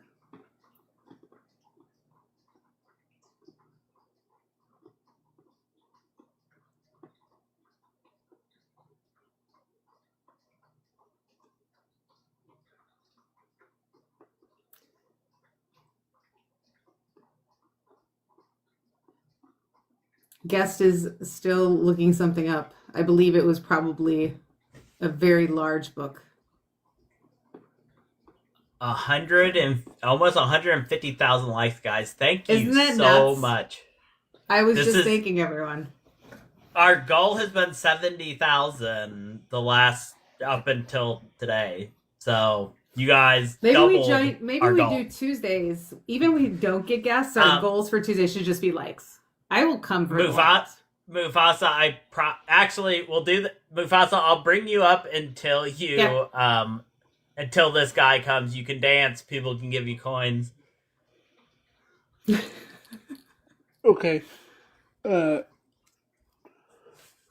sorry. One more thing. Bad.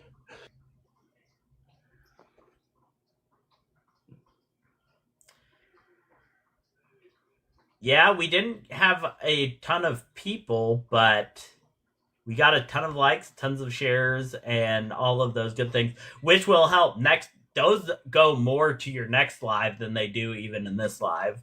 It shows that people really liked it. So it should push out Lobes and Elizabeth a lot. You can't hear me? No, the guest. He's looking something up on his machine, so hopefully he will come back. He came back briefly to tell us he had to go again. So,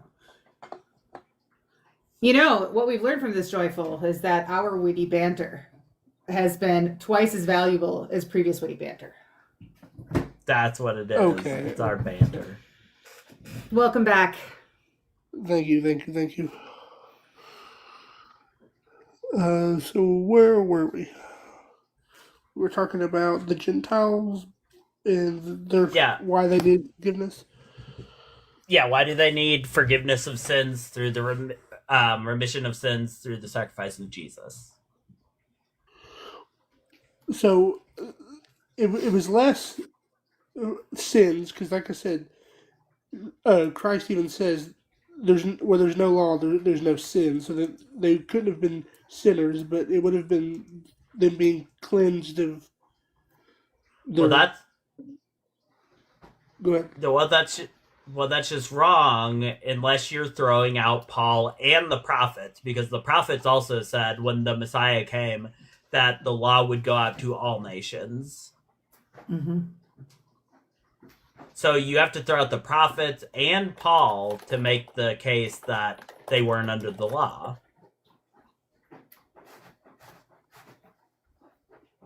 Yeah, I don't like. Paul is teaching a forgiveness, but it's not a forgiveness because like sin, the only sin is transgression of the Mosaic covenant.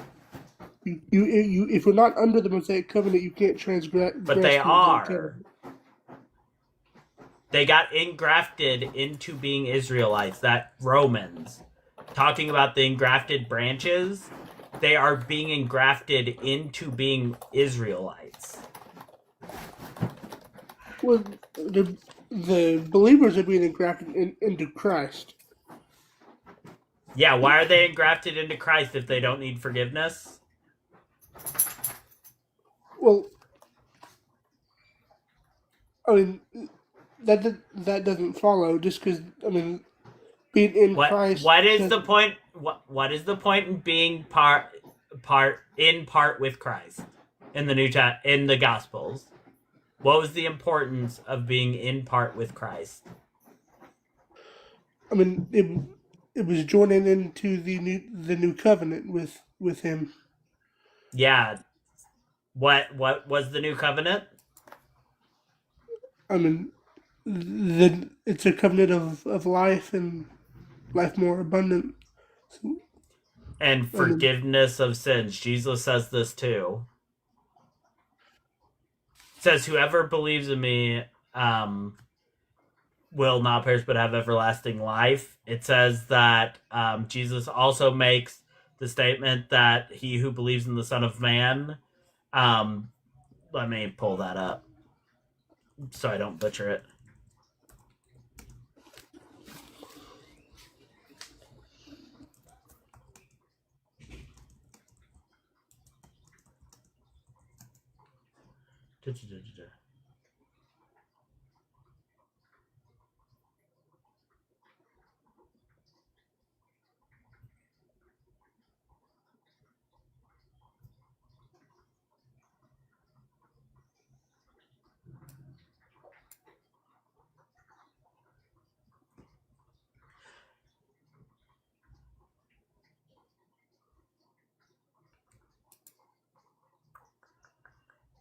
Whoever believes in the Son of Man has eternal life, but whoever does not obey the laws of the Son of Man will not see life, but they will meet the wrath of God.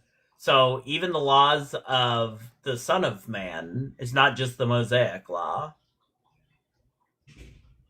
I mean, the laws of the Son of Man would have been his command that when you see the armies surrounding the city to flee, because yes, they would perish if they didn't follow that. Jesus gave no other laws. I mean, Jesus gave commandments, but he didn't give any other laws. You think there's a difference between the laws and the commandments? Well, like the commandments Christ gave, which to love each other as Christ had loved the church and love the Lord God. Not to divorce. Not to divorce. To stone children that curse their parents. He gave all kinds of laws. Mm-hmm. Christ is talking to these people in their ideology. I mean, Christ called the Jews who were under the law, they were of their father Satan. I mean, and I think he was talking about Moses in that.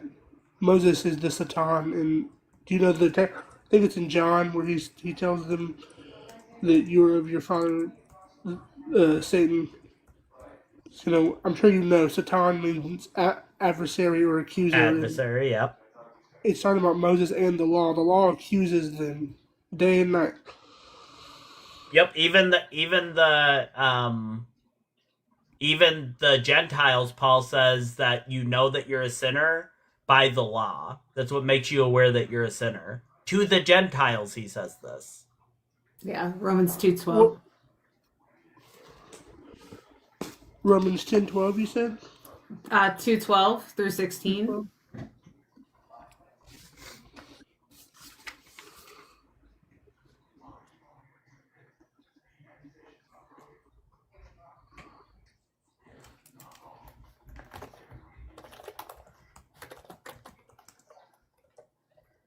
I personally think preterism is one of the biggest copes. Yeah, I always hear that. Like, you are certainly not the first person to tell me that.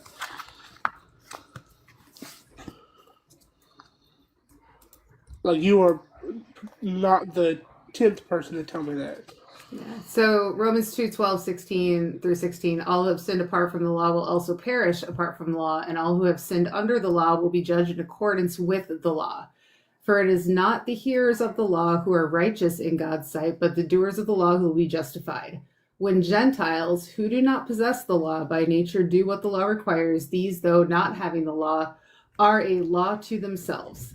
They show what the law requires is written in their hearts, and their own conscience also bears witness, and their conflicting thoughts will accuse or perhaps excuse them on the day when, according to my gospel, God through Christ Jesus judges the secret thoughts of all.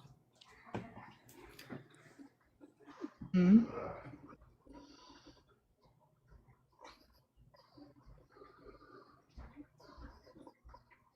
And then you have Ephesians 4:31 that says, or 4:32 that says, "Be kind and compassionate to one another, forgive each other, just as Christ God forgave you."